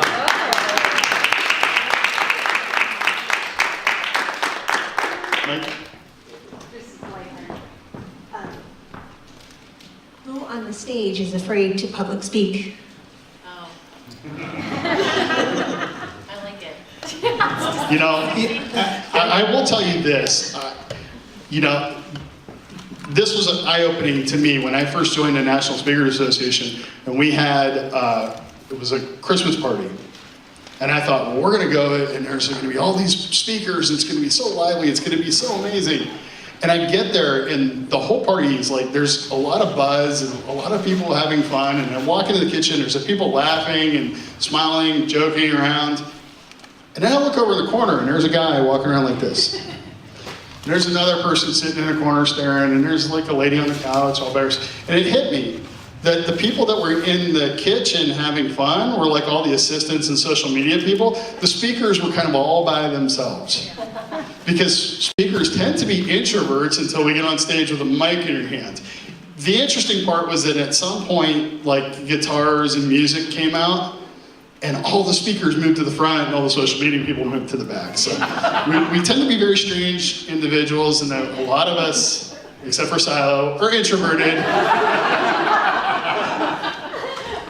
by nature. So Well, it's interesting for me because I'm an actor and a comedian. I always wear a mask. I mean, I literally wear, full makeup and wigs and things like that. So to do this type of thing, to talk about something that I'm passionate about and interested in and things that directly affect me and telling you, being somewhat confessional, that's totally different for me. And it is it is nerve-wracking. Luckily, I have, 25, 30 years of experience on stage, so that helps me. But it is different doing what you do because it's you're coming from a different place. So. Terrific. Huge, tremendous. I have one more very easy question, and maybe we can just go down the line. But what was the last good book you read? The what? Book, because I'm sure books give you all tools. Oh, we'll start this way. I want to give you two. One, The Talent Code. Fantastic book. Number two, The Brain That Changes Itself. Another fantastic book. One book that I read every couple of years is The Alchemist, Paulo Coelho. The book that I'm currently reading is Dale Carnegie, but it's more about leadership and training. And then I read a really good book called Steal Like an Artist. It's a very good book, so if you want to get some education, that sort of sets you free to know how to find inspiration. One real quick I wanted to touch on about, somebody asked, how do you leverage past experiences and touching into the fear of public speaking? So when I joined Cirque du Soleil, I was afraid of heights. And every time you conquer a fear, it makes you stronger and it gives you more confidence that whatever's going to be the next challenge, you can overcome it. So whenever you do have a fear, make a point of it that I'm going to overcome that fear, and it empowers you. I just finished a book that was one of those life-changing books that kind of goes into the whole Unstuck thing. I'm what's considered a nice guy, and because of being a nice guy, I have gotten stuck many, many times in relationships and situations and saying yes to everything because I couldn't say no. The book was great, and it was just another brick in the wall of getting unstuck. So it's called No More Mr. Nice Guy by a doctor, I forget his name, but I know it's Dr. Glover. And the other book that I go back, I reread books too, because they're so helpful, but Brian Tracy's book, he was the original one his book was Thinking Big. Before Trump did it, there's a book, Trump, Thinking Big. But Brian Tracy's book, Thinking Big, is like this blueprint. And it's not just, the usual fake salesman kind of stuff. It's really great hands-on stuff to realize your potential and how much talent you have and ability you have inside of yourself to be able to break through the confines of not that I was ever in the cubicle world, I've never had a job, because I've been a performer and a writer my entire life, but you can still get stuck in that mentality, and that's one of these things I go back to and reread and get a lot out of. Audible. I love Audible. I listen to books in the car all the time now. The 5-second rule, it helps you stop the chatter in your head so you can get moving.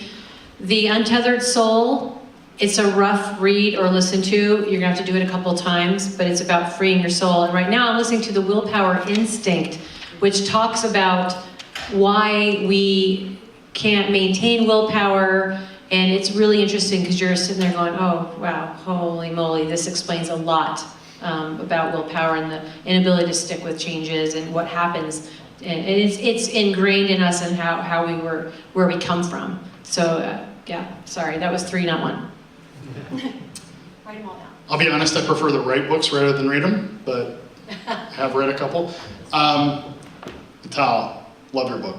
Oh, yes, Flying Without a Net. Yeah. Seriously, I like it because it gives you kind of a little peek behind the curtain in the entertainment world, which is fun, but it also helps you to see literally the progress in getting unstuck and the things he's been through. So I do appreciate that.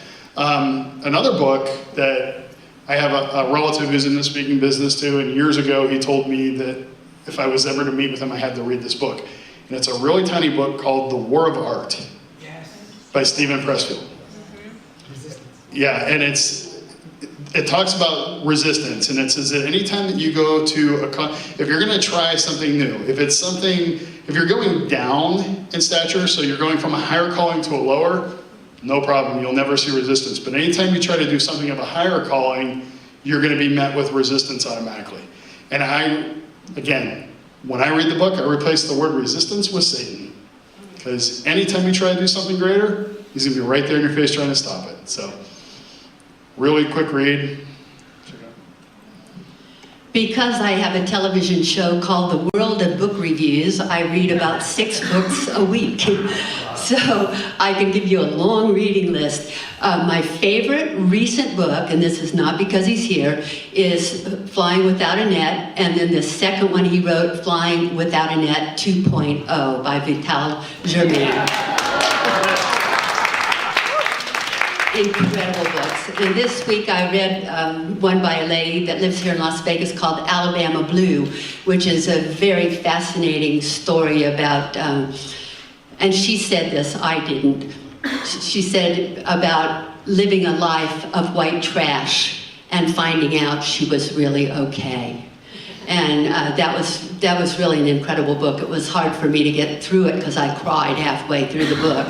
And but I prefer to give you names of authors rather than books, because the best authors in the world that you can read are anything written by Og Mandino, O-G-M-A-N-D-I-N-O. I have every book the man ever wrote, and he turned out to be a mentor of mine, and he was wonderful. And also anything by Wayne Dyer, or my most recent ones are Nicholas Sparks, anything he writes, or Mitch Albom. I love their work, so you'll find some really good books there if you're looking for some. Okay, so 3 quick things. The last book that I actually read all the way through was mine, and it was because I was proofing it. It's been a busy couple of weeks. Word of advice, Untethered Soul, good book. Do not listen to it while you're driving. I have almost driven off the road about 4 times because I'm listening to that book, and my favorite part is that voice inside your head isn't actually you. You're the one that's hearing that voice. Apparently no one's driving while I'm hearing that voice, so it's a little bit dangerous. And I forgot, the third one I was gonna say is Codependent No More from Melody Beatty. I think it was Heather that was talking about not being able to make decisions and stuff like that. If you have issues making decisions, deciding what you like in your life, you might be codependent. So it's a great book. Thank you. Mitch Albom is my favorite author, so anything by him is amazing. Big Magic, Elizabeth Gilbert, all about creative mindset. That's incredible. And then, pardon my language, but if you like someone who's a bit of a hard ass on you, Relentless. It was Michael Jordan's trainer, and I read that, and I'm someone who likes someone to kind of like kick me in the butt a little bit. So if you like that, and he talks about sports lots, if you like that as well, those are some of my favorites.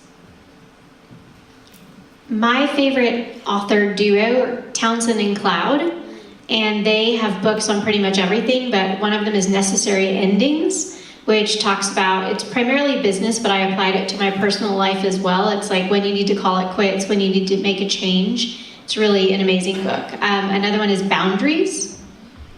That's an amazing book. They have another book about dating called How to Get a Date Worth Keeping, which if anybody's looking for that kind of book.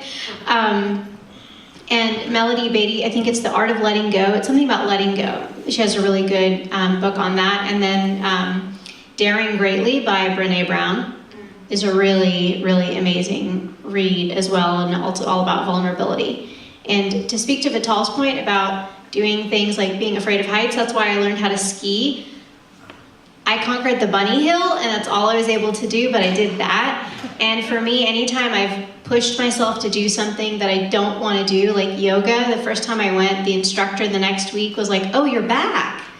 I was like, seriously? I like the fact that he even was thinking I was so bad I wouldn't come back, but when I just keep doing things that I'm really bad at, I learn a lot. So whether I get good at them, I think I look like a chipmunk while I'm doing yoga. I mean, I swear. But just that to me has been worth its weight as well in lessons. So.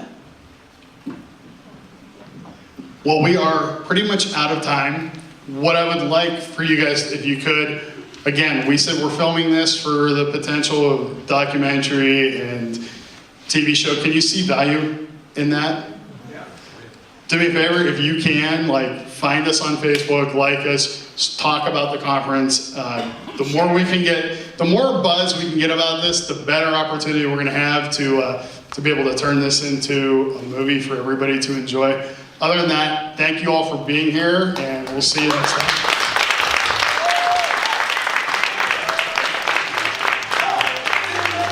Don't forget to vote for the South by Southwest. It's a huge conference in Austin that hopefully Patty and I will be presenting.